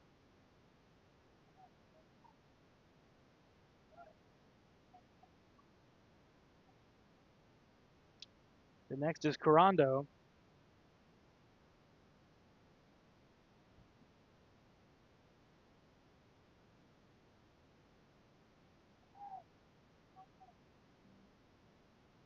as Coach Riley House will make his way to the mound to talk to Woods.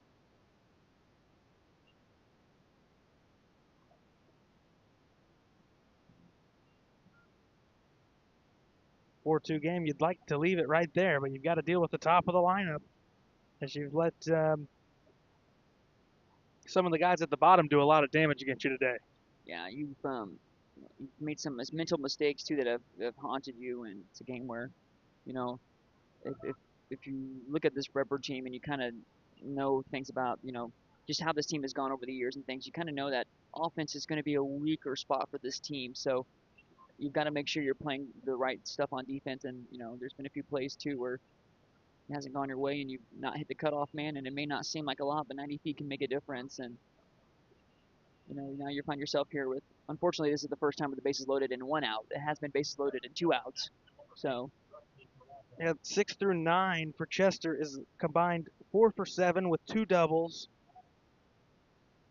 3 walks, and 2 hit by pitches. And we don't have a stats person on this, but I would like to say, I would take a strong guess that Heart of the Order 2 has worked ahead in their accounts most of the time tonight. They've been able to work ahead and find themselves in 2-1, 3-1 counts, and you're going to find success every time. And you fell behind to Carando. The pressure is on, nowhere to put him. Nowhere to put him, and if you're a hitter, you're looking for it in one spot, and you're looking to send it to the moon. 3-0. Not really close right now with these pitches, and you're either going to have to find it quickly here, or you're in jeopardy of it being a big inning, and you find yourself down. So, ooh. Woods, it looked like slipped on the mound, too. Again, though, that ump's calling that a strike. You'd like to see your pitchers work up a little bit there. I know it's scary to work up, but a day like today, the ball's not going to be flying crazy. Foul back, full count. Just like that, you got yourself back in a good count here. Just got to make sure you're going right at him. Seems like a lot of the toss-up counts, the 3-2 counts, it seems like they've all went the way of Chester in this ball game. Yep, they have. Same thing here, ball 4. Yep.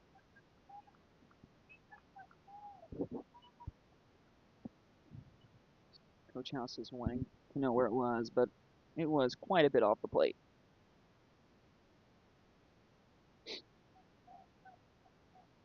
There's probably 3 baseballs off the plate, but it's tough to see from that angle as you're just trying to get a call here for Coach House.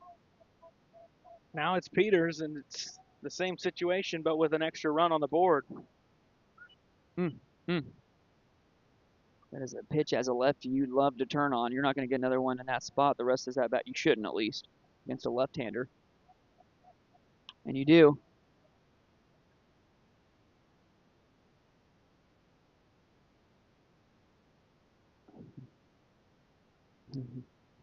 Peters was way out in front of that one. I don't think anyone in the field of play knew where it went. Yeah, it's not a good thing. The 0-2 hit him on an 0-2. I'm just confused as a left-hander on the mound and a left-handed batter. Why are we working him in? Every pitch was inside.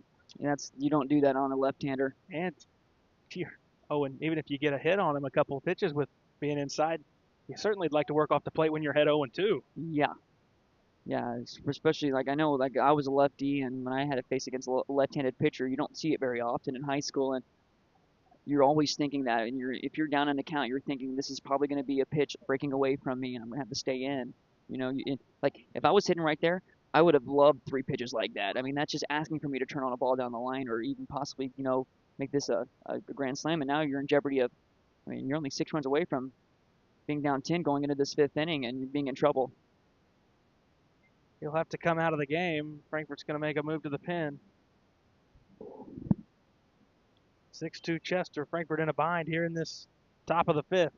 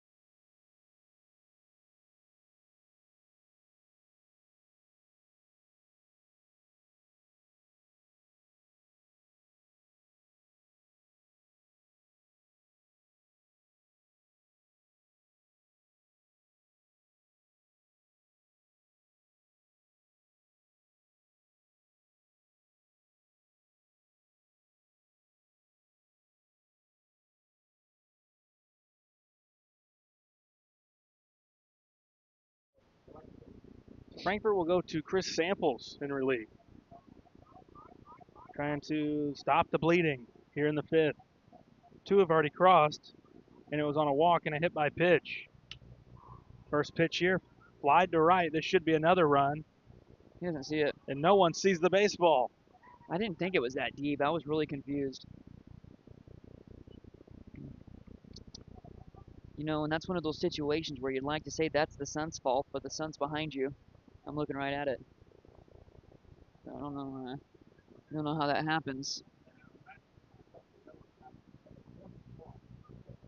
Well, I don't think Patterson saw that foul ball earlier. No. I mean, it was too high in the air. You knew it wasn't going to be that deep. You got to have someone at least on the team telling them where it's at. Center fielder's got to be calling something.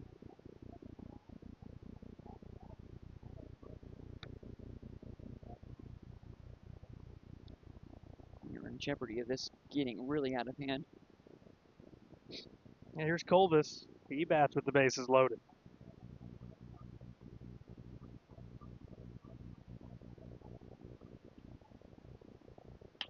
Oh, that's going to be a base hit. Oh, no. Oh, first. Oh, my goodness. Nobody's talking. Nobody is talking. Yeah, Bennett's not going to see that. Someone's got to let him know. It's got to be your catcher. Your catcher sees everything. You're seeing the whole. You got to be yelling first. It's either your catcher, it should be your catcher, or your shortstop. Nobody's taking command of the field. That one just didn't have enough on it as it died in the infield. Bennett puts it away. Here's Jack Luthi. 7-2 remains the score. Bases remain loaded. Luthi, Oh, fly ball out to left, and that's over the head. that's gone. That's gone. It's Grand over. slam. I thought I had enough.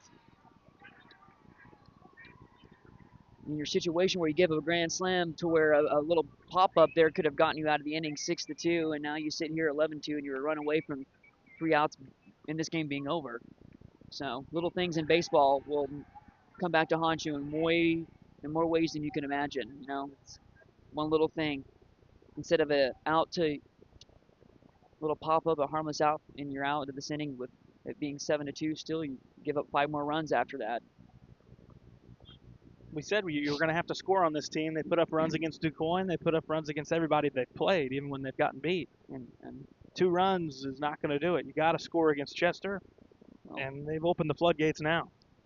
And this Redbird team, you're going to be a team that you have to rely on your defense and your IQ for the game. You're not going to out-hit teams. You're not, and you know, if you're not playing great defense and not communicating, you're going to have situations like this. Next to Sims, he fouls one back.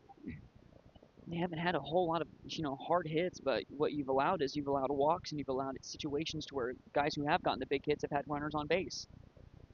Got a 7 spot here in the 5th. It's ultra aggressive here.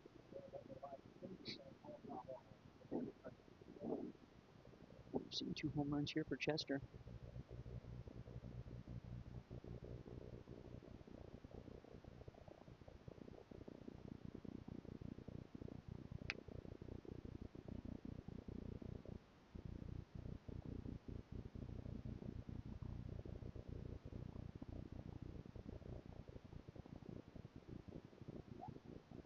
Samples looking to end this long top half of the 5th.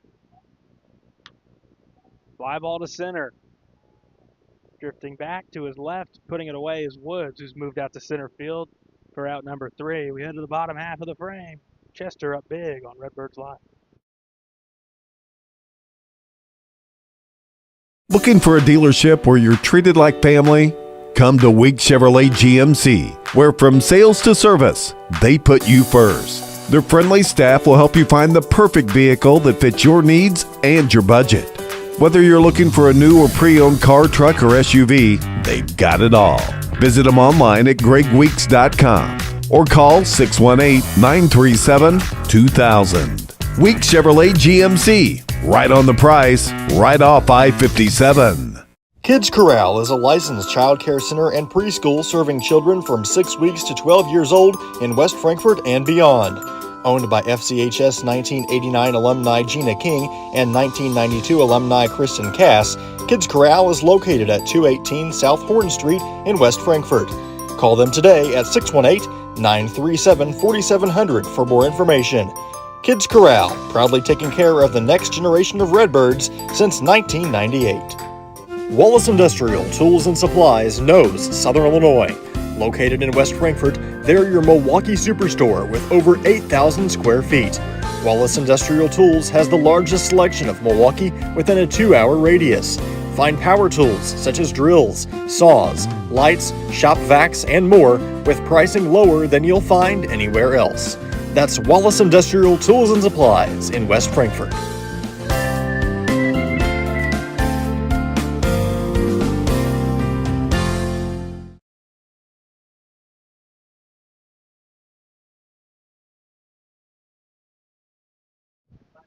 Redbirds have been chipping away after falling behind 4-0, and now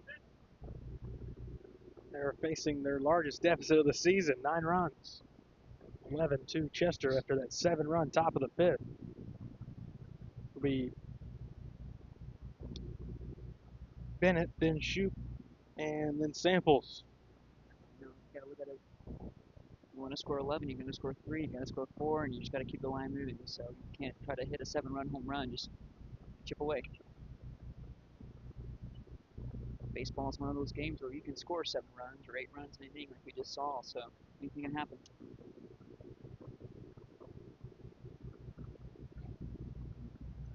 Ball and a strike to Jace Bennett. He's moved from center field into play second base.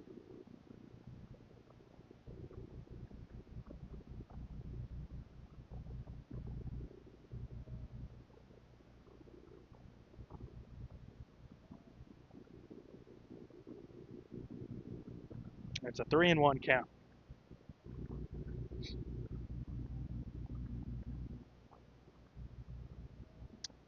One count here, you want to try to get some momentum here for the Redbirds, so it's got to be a pitch you like. If it's not there, don't go at it. And Bennett, Nice play. grounded sharply, and the play is made by the first baseman, Springle. Really good play over there. Tough play. Especially, you see some teams kind of struggle with the grass infield because some players don't see that very often. So did a good job there of playing it off the lip, and well, Mountain Council-esque over there with the backhand, got the out.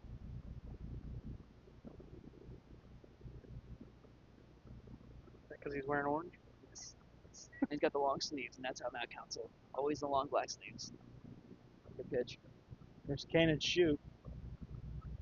No, you don't really look for that first pitch, but if you're coming up with the right approach there, that's a pitch you can turn on and do some damage with if you're ready for it. So, got to be aggressive. Hard hit it short, backhand, fire to first, and Shoup is retired. We've seen a couple of good plays over there by that shortstop.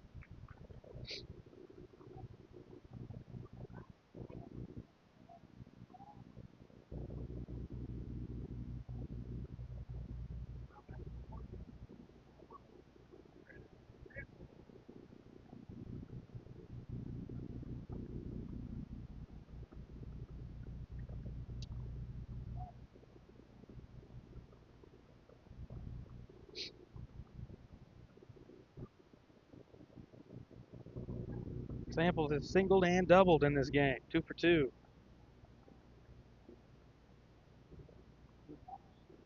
Good spot. Good take. Templeton had a good day at the plate here. Let's see him continue that. Good pitch count.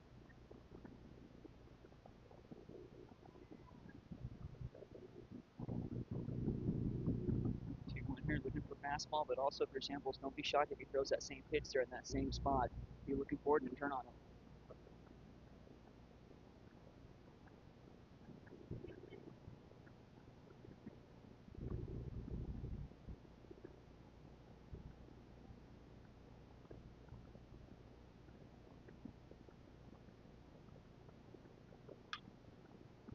Chopped foul, left side.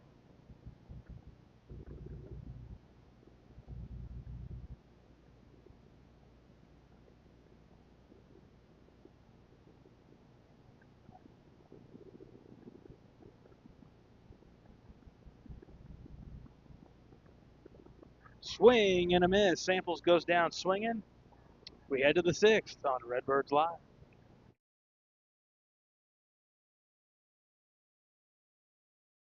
The everyday people who make Southern Illinois so special. The ones who make sacrifices every day for their families and their community. These are the people who make us proud of what we do. You see, when a person from our community gets injured in an accident, there is someone at an insurance company far away from here whose job it is to minimize your injury, to make their corporation money. For them, you're just a claim number. For us, well, I guess you could say it's personal. We are fighting for the people of Southern Illinois each and every day to restore what was lost. We are Sam C. Mitchell and Associates, and for us, it's personal. Kids Corral is a licensed child care center and preschool serving children from 6 weeks to 12 years old in West Frankfort and beyond. Owned by FCHS 1989 alumni Gina King and 1992 alumni Kristen Cass, Kids Corral is located at 218 South Horn Street in West Frankfort. IBI Management manages over 2.5 million square feet of industrial storage warehousing and office space in Illinois, Indiana, Tennessee, Ohio, and South Carolina with 64 tenants. Feel free to contact them for any management needed for your property. Reach out with any questions to Bobby or Iris Kazadi. Ask Melissa Walden about Shelter's auto, home, and life options. Call or text at 618-937-2092. Plus, use the My Shelter app to pay your bill, file a claim, proof of insurance, policy documents, go paperless, and more. Melissa Walden, Shelter Insurance in West Frankfort. –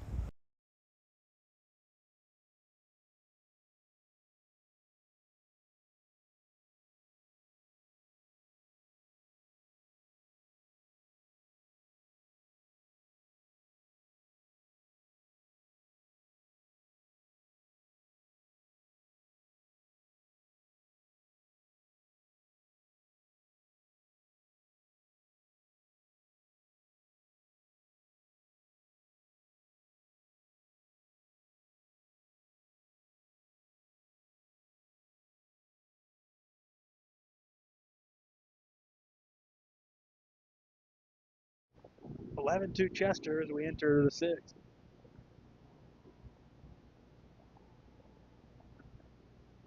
Bentley Miller to the mound for West Frankfort. First pitch is inside to Springle.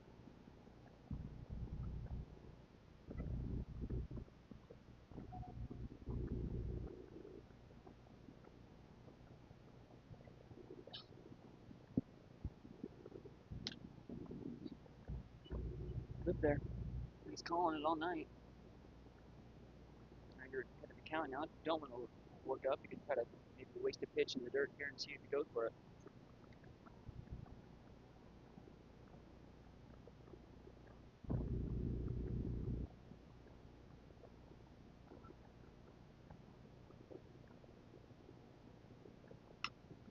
Slapped right side, and that'll drop in foul territory.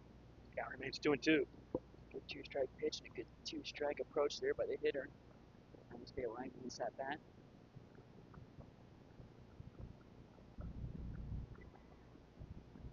Inside, count runs full.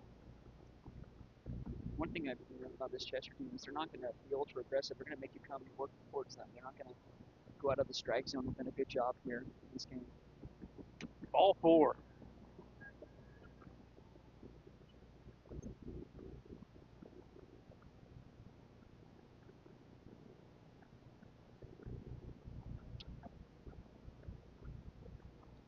Here's Wittenborn. He's doubled, singled, and struck out looking. Swing through this first pitch, strike 1. Lead on that one. Another one until he shows you can catch up with it. You don't want to speed it that up. Get an off-speed pitch to turn on.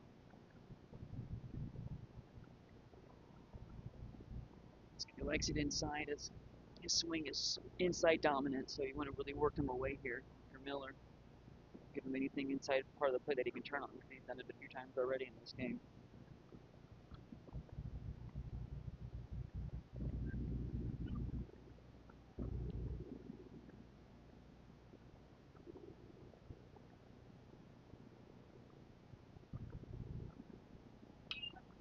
Popped up on the infield. Shortstop and third baseman moving towards it. It's shortstop Samples who puts it away.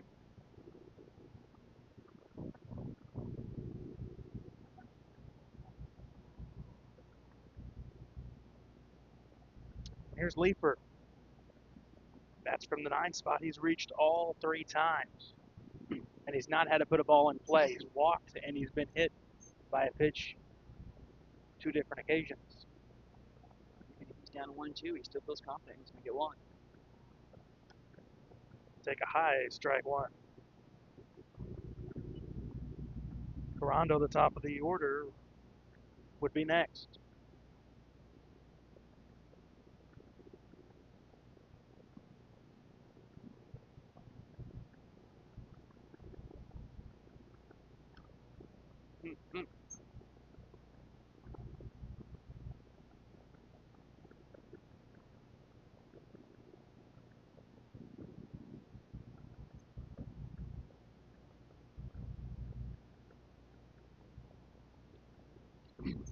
He just got hit again. Well, that wasn't even. I was about to just question. I don't know why our third baseman's playing in when you're down 11-2. There's not going to be any bunting going on. I don't know what logic we're using on that one. No need to play at the bag unless you want them to score more runs. So it's Carando at the top. He grounded to short, reached on an error to short, popped out to first, and he's walked. Top of the order, we got our corners in. Like it's a 1-run game.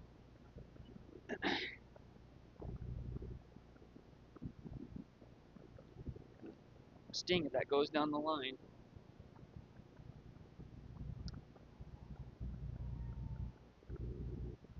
Two and 0. Yeah, you got to worry about getting Just there's no reason to do it. any out you can at the moment because probably just gonna be playing normal depth. Makes absolutely no sense. There's a strike from Miller. 2-1 the count. 1 away here in the top of the 6th. It's clear our corners are. If you get one down the line, that guy at first base could walk him. Chester 1 through 9. You've seen production. Now some of it's been some help from Frankfurt, but you really like the at-bats from Chester today. They've all had good at-bats, and like you said, some of them have been given by the Redbirds. And so grounded, bobbled by Shoup, and he's got the guy at first. homeboy over there at first base is going crazy. Running out on the ball game like an idiot. Running on. Nobody's here to watch you, big boy. Asking for help there, and that's going to be a judgment call. I doubt this gets It's overturned. not going to get overturned. It shouldn't get overturned. That's, I mean, how ridiculous. That's like a 5-year-old.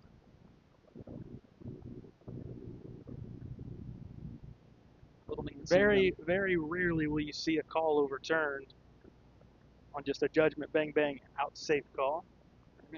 They should keep it the same, and I hope Wee-Man over there at first base can understand it and not get too upset. It seems to be pretty emotional over there.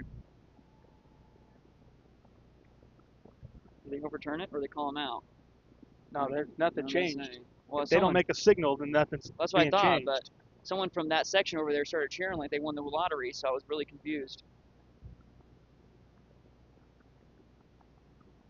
Glad he was able to control himself over there after that call. God bless. He's about to run out there to talk to like the an field ump. Junior high kid. Popped up right side. It's Shoup. He'll put it away. Head to the bottom half of the 6th on Redbirds Live.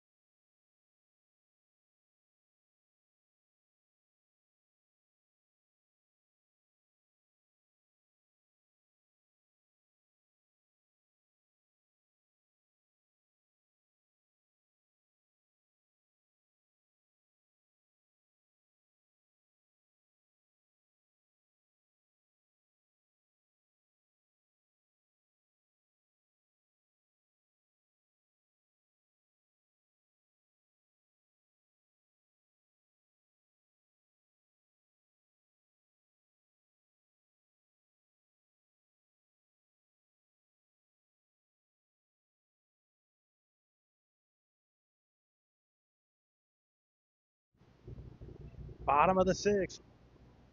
Frankfurt keeps Chester off the board to keep this game and guarantee us going to the 7th, but you're in a 9-run deficit. Broadcast schedule next week, we've got 3 games on our slate, and they're all here at home. That's Waltonville on Wednesday, Johnson City on Thursday, Goreville on Friday.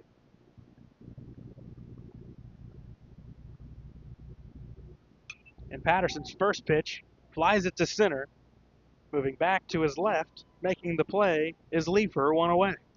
You know, you find yourself down quite a bit here, 9, and that's an at-bat you're okay with, though. You know, it's obviously it's going to be tough to come back in this game, but you want to see good at-bats, good approaches, and that was a good rip to center Yeah, field. decent contact. Yeah, so that's a good approach, and you know that if you keep hitting the ball like that, you're going to find gaps eventually. So They just got under it a little too much.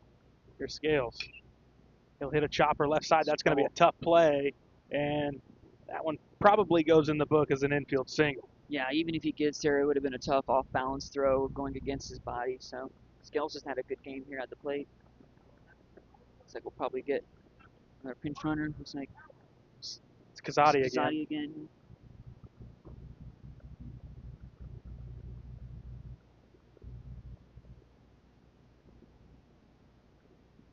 Leighton Kazadi up there, freshman. It's Parker Allen at the dish.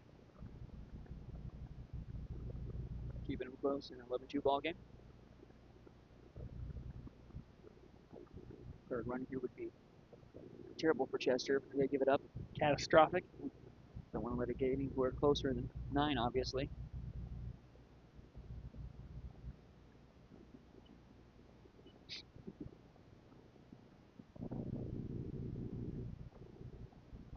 It'd be a little different if it's, you know, potentially holding a guy and you got a chance maybe next frame to get it to where you might short game him, but that's not the case. We're playing all 7 here today.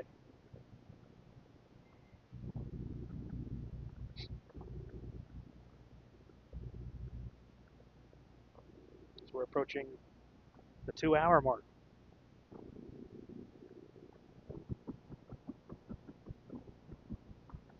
Check Kazadi again.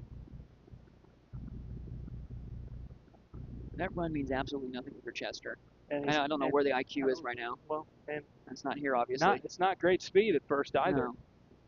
I mean, it makes He's no probably sense. not moving unless the ball gets to the backstop. I wouldn't think. Allen will take a strike.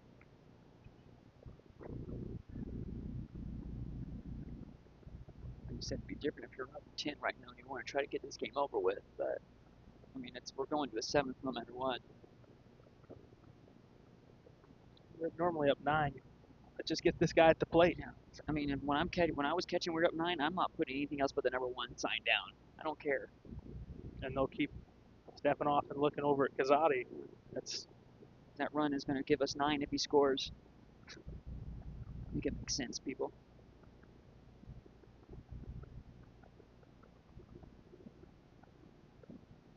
Peters to the plate. Grounded left side. Another one in the hole. They'll go the short way. And they'll get Kazadi at second. Now, the only thing about that is you've got to have a much aggressive secondary lead there. There's no way you should be able to be caught there at second. That was too much time to develop for you to be out at second. Got to have ultra aggressive secondaries. Yeah.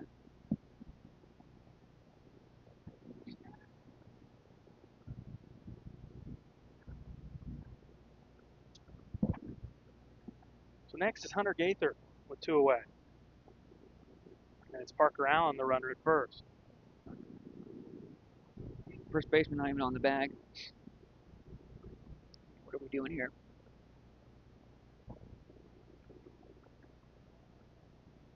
We're coming set too, like there's bases loaded and it's a 1-run game.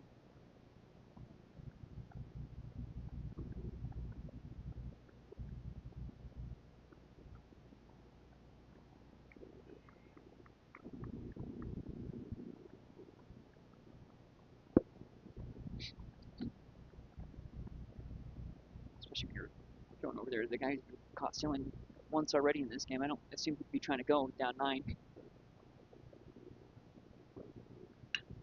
Smack to second on a line for out number 3. Nobody knows how many outs there are. We Gotta head to love it. 7th on Redbirds Live.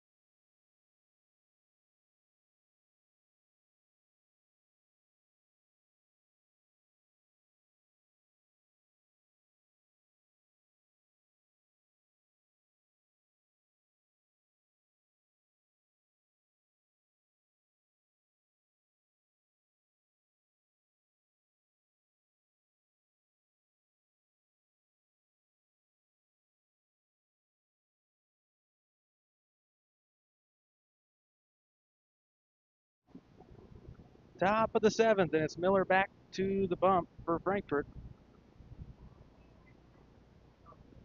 It'll be Bleckley, Colvis, and Luffy.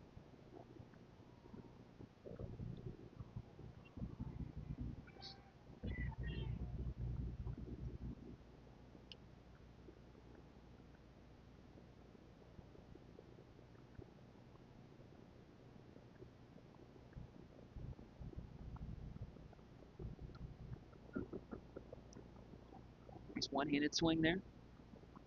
I guess if you're going to do it, it ought to be 2-0.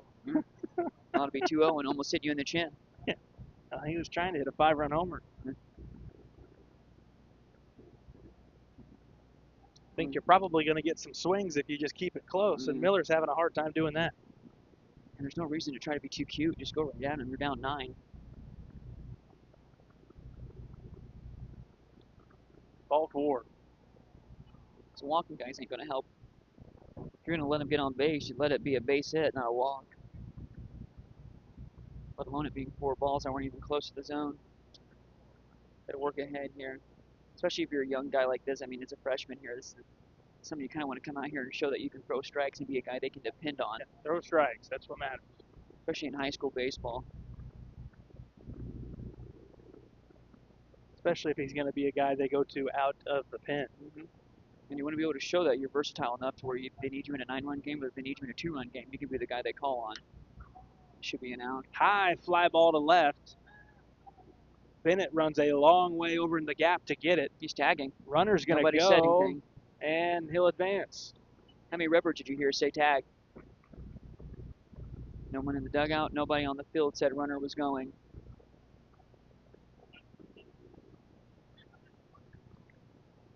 As a first baseman, if you see him getting ready to tag up, you've got to tell somebody that he's tagging, and then somebody else has got to yell out to your outfielder to get behind that.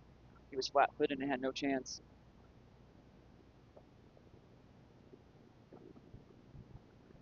Got a second. No, he went perfect.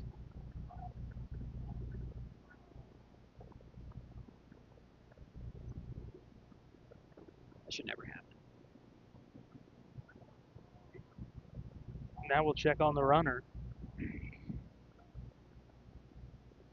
It's very important out there.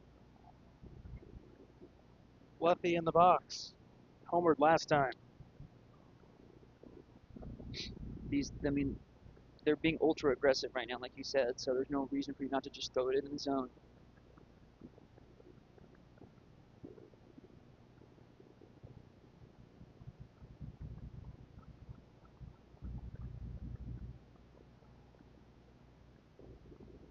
Kind of a quick pitch there.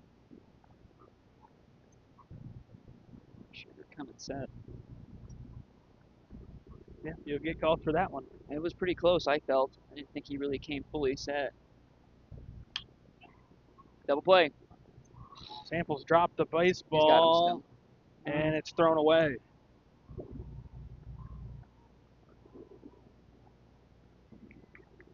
So everybody's safe.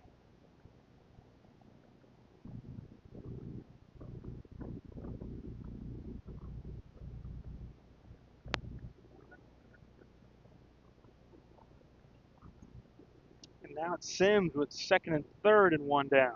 Samples had it. He just tried to make a double play too quickly and didn't fully catch it. Should have been an easy out, but you could tell he was excited to try to get that runner out at second base there and just try to do too much before he even got the first one. So tough spot now. Well, we got lucky that it stayed in the infield because there's no reason to throw it there.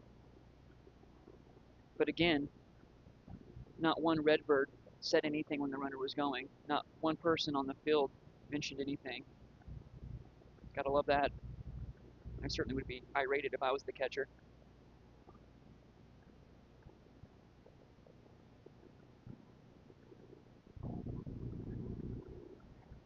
Got our first baseman in. Checking an 11-2 ball game.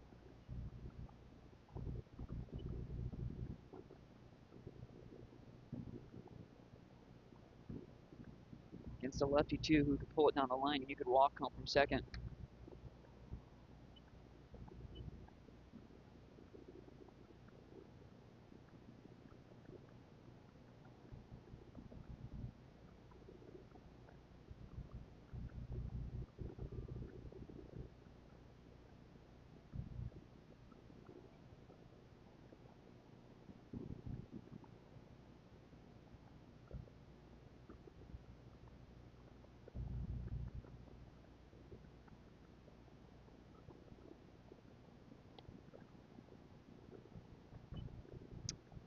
Right now you got a young pitcher who's just not finishing his pitches. He's finishing straight up right now. He's not using his legs and extending.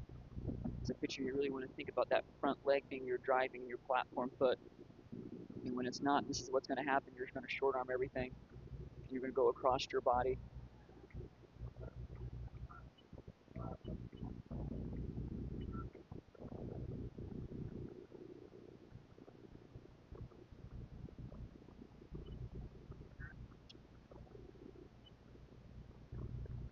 Yeah, cool.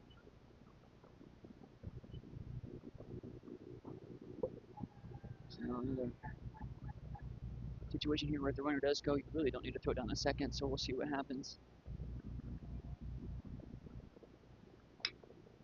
Grounded to short. Samples not able to make a play. Anything but routine tonight. It's one of those nights for the Redbirds. Could have been out of this inning already. There are little things that should be played, plays that should be made, and even if it's a 13-2 game, you want to make those plays.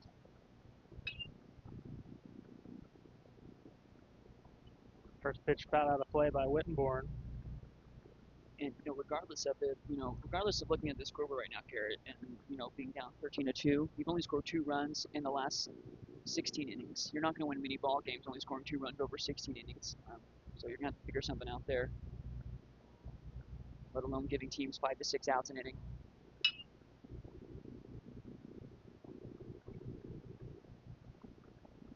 We'll get the force at second.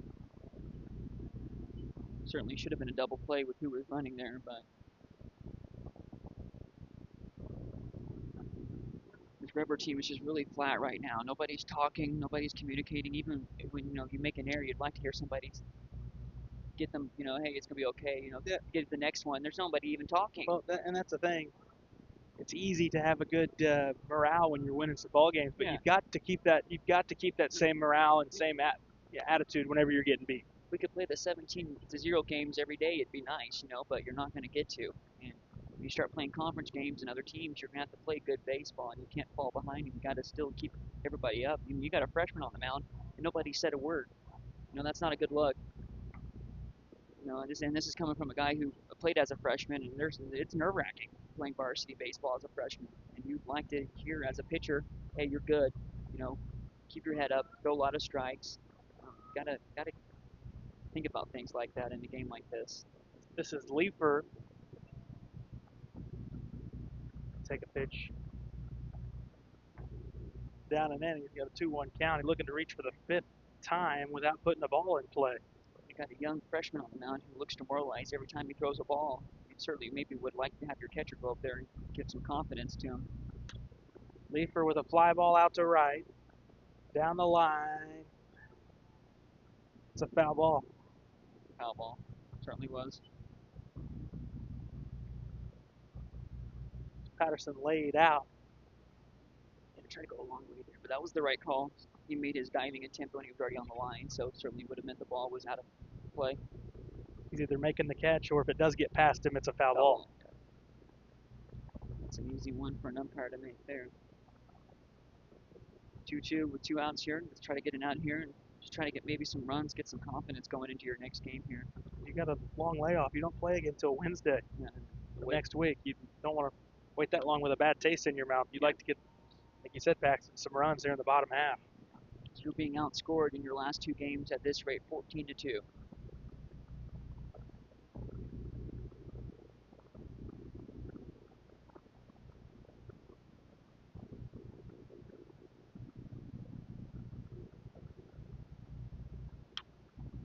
Off the end of the bat, right to short. Samples puts it away. We head to the bottom of the 7th on Redbirds Live.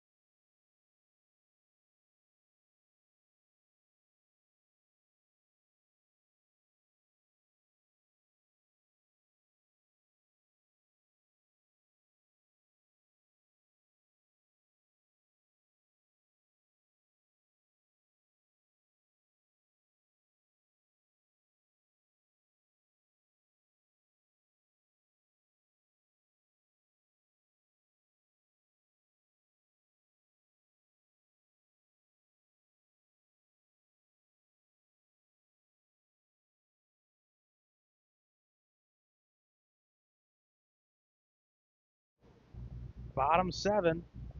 It'll be Hunter Lowe, Hendricks Woods. Well, that'll be his spot. It looks like it's Bentley Miller on deck.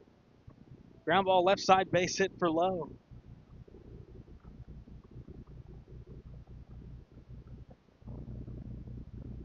Jumping first pitch. So it's Miller who will bat for Woods.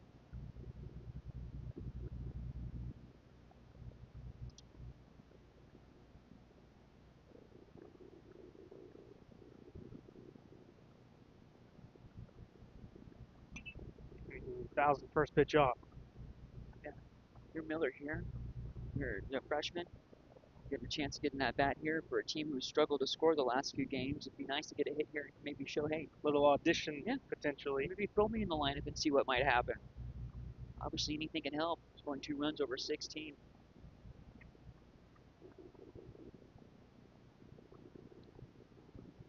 lot of it starts with your approach too. There's not a lot of the Redbirds over the last, at least this game, just haven't had good approaches at the plate. You got to go up there with an idea of what you want to do and do it. You can't just go up there hoping you're going to get a fastball down the middle. Miller fly ball out to center. To his left, camped under it, making the play is Leifer. One away. Solid rip to center field there. Here's Jay Bennett. This is certainly a guy you need to get right at the plate because if you're going to score runs and win some games, you need him causing some chaos on the bases.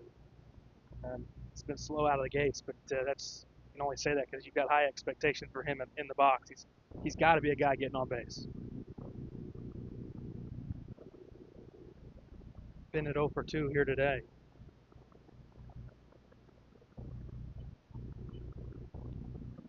It's just one of those type of games too where you should certainly have more than 2 runs, even if you're struggling offensively. As catcher and this type of infield they've had, you should have been able to manufacture runs in different ways. Especially in high school baseball, it can be done every game.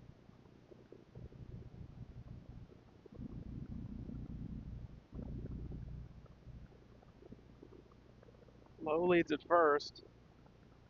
Bennett slaps one down the left field line. It's foul out of play.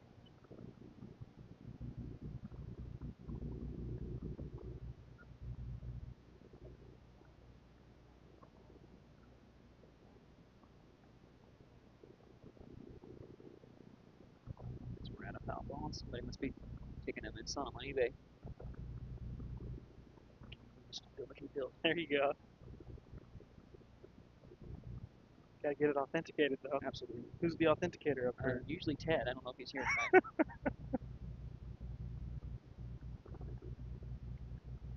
Strike on the inner portion to Bennett. It's a tough call, but as a hitter, you've got to understand in this situation, the umpire's probably going to get a bigger strike zone, trying to get this game over with. So just be aggressive. Don't let him dictate the at-bat here in a 2-2 count. If you strike out swinging, you'd rather strike out swinging than looking.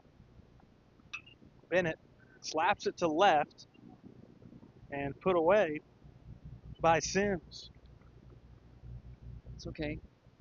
Obviously, you want to hit if you're panicked, but I mean, it's a situation where you went the opposite way. It's okay. Just forget about it. And for him, he just needs to go one at bat at a time. Try to get some confidence. Here's Cannon Shoot.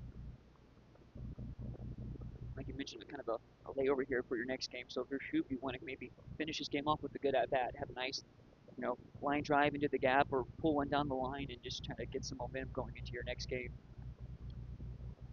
Scoots away. Lowe will have second base.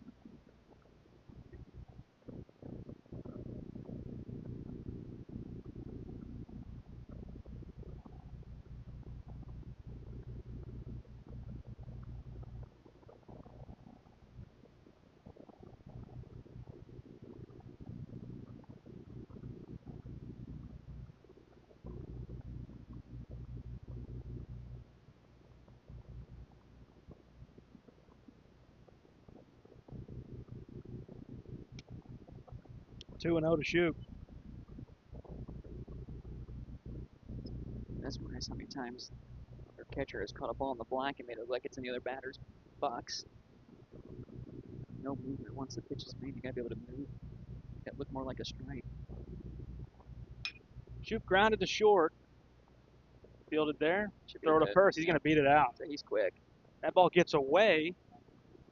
Shoop will trot back to first, and Lowe will come in to score. Should be a base hit error, but Yeah, base hit. shouldn't have gotten an And then RBI. But Yeah, the error will be allowing Lowe to score.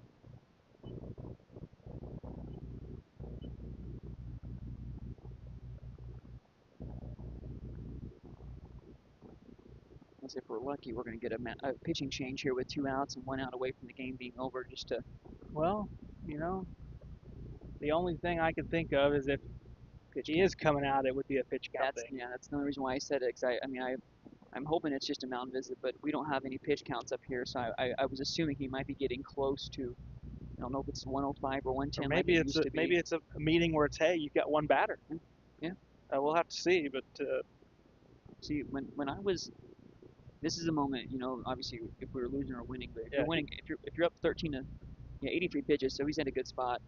And if I was catching for Chester here, you wouldn't have even needed the coach to come out. I would have gone right out there and said, bro, we're up 10 runs right now. Just throw nothing but fastballs. There's no reason to be cute. I'm ready to go home. It's Friday night.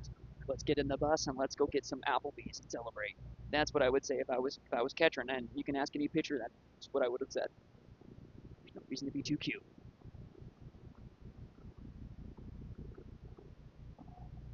There's no reason to pick over. I would have gotten up and I would have walked right back up there and said, what are we doing? What are we doing? it's Half-price appetizers are not at first base right now. your samples. 2 for 3 day for samples. He'll take a pitch below the zone. Had some good rips in this one. Had a rough inning in the defensively, so we'd like to have a nice hit here to maybe kind of forget about it, wash it away, and go into the next week with some confidence. I guess if you're going to have a rough inning, it might as well come when you're already down 8-9 runs It's not, I mean, because instead of in a close ball game. because even if you don't make that error, you still would have lost 13 to 11, so or 3 to 11. So I mean, if they don't lose them by 10, it doesn't count extra. A loss is a loss, and you've got to be able to wash it. And this one fouled off down the left field line. I always remember, I can't remember what college coach it was, but a college coach, and I want to say Kevin Oko used to always give this speech about it with a toilet. He used to give his Flush players, it? a toilet necklace, and you flush it away every time it happens. And it might seem ridiculous, but it works. I could remember that. Yeah.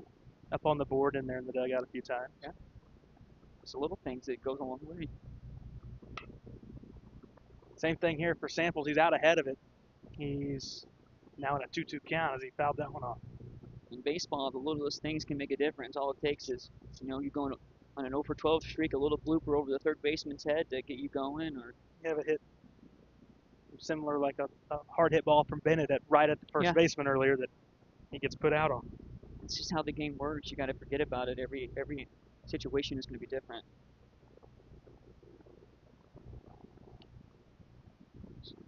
I'm loving this at bat here from Samples. This game's not close. He's battling. He's having a good at bat, and we just mentioned he had a rough top half of this inning, and he could have easily rolled over here in this at bat, but he's battling and he's treating it like it's a one-run game. That's what you want to see from your guys, regardless of what the score is. Outside, and it's a stolen base for Shoup.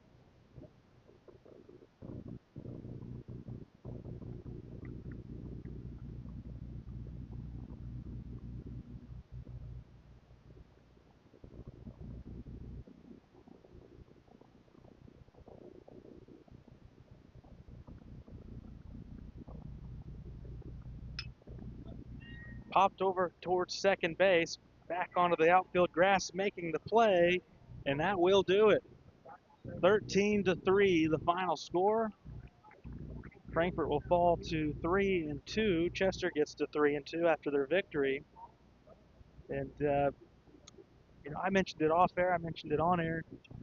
Have to score to hang with Chester. Frankfort only able to put up 3 runs. That's not going to be enough against a good Yellow Jacket offense.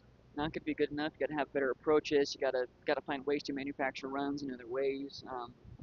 When you've only scored 2 or 3 runs now, because they scored 1 there in that last, but when you've only scored 3 runs over a 2-game span, you're going to have to find ways to manufacture runs. And looking at this team, they're not going to be offensively a great team every game. So you got to find ways to do it. And I'm a little upset because I feel like with this catcher that we went up against today, you should have had more than 1 stolen base, and you could have easily had more than 3 runs against this team. Starts with approaches at the plate, and it's as simple as that. It's the little things. I know this is a 10-run game, but I really think the little things is what came back to haunt you in this game. Because, those little things turn a 1-run inning into a 6-run inning, into a 4-run inning, or into a 2-run home run. And, it may seem like it's nothing, but it comes back to haunt you in baseball. It's a game of momentum. And anytime Frankfort got a little sniff of that, Chester pretty much gave it right away. With that pass ball where it hit off me. I know I've been preaching being aggressive, but you can be aggressive but also be smart while being aggressive. You can't run when you think it's a pass ball or a wild pitch. You got to see where the ball's going. And, a situation where I had said to you on the air where it felt like, and you just said it again, every time we did have a chance for momentum, we ran into an out, and you can't do that when there's only one out in an inning. So it's the little things that shouldn't be happening that will turn a close game. I mean, you're not 10 runs. This team's not 10 runs better than you. You know, it just they came out with a better approach and had a better game plan, and they did it. That's going to do it from Bill McKee Field here this Friday evening. 13-3, Chester gets it done. We'll be back next week with 3 games, Wednesday, Thursday, Friday, all here at home. So we'll have the coverage of Redbirds baseball next week. We thank you for tuning in to Redbirds baseball on Redbirds Live.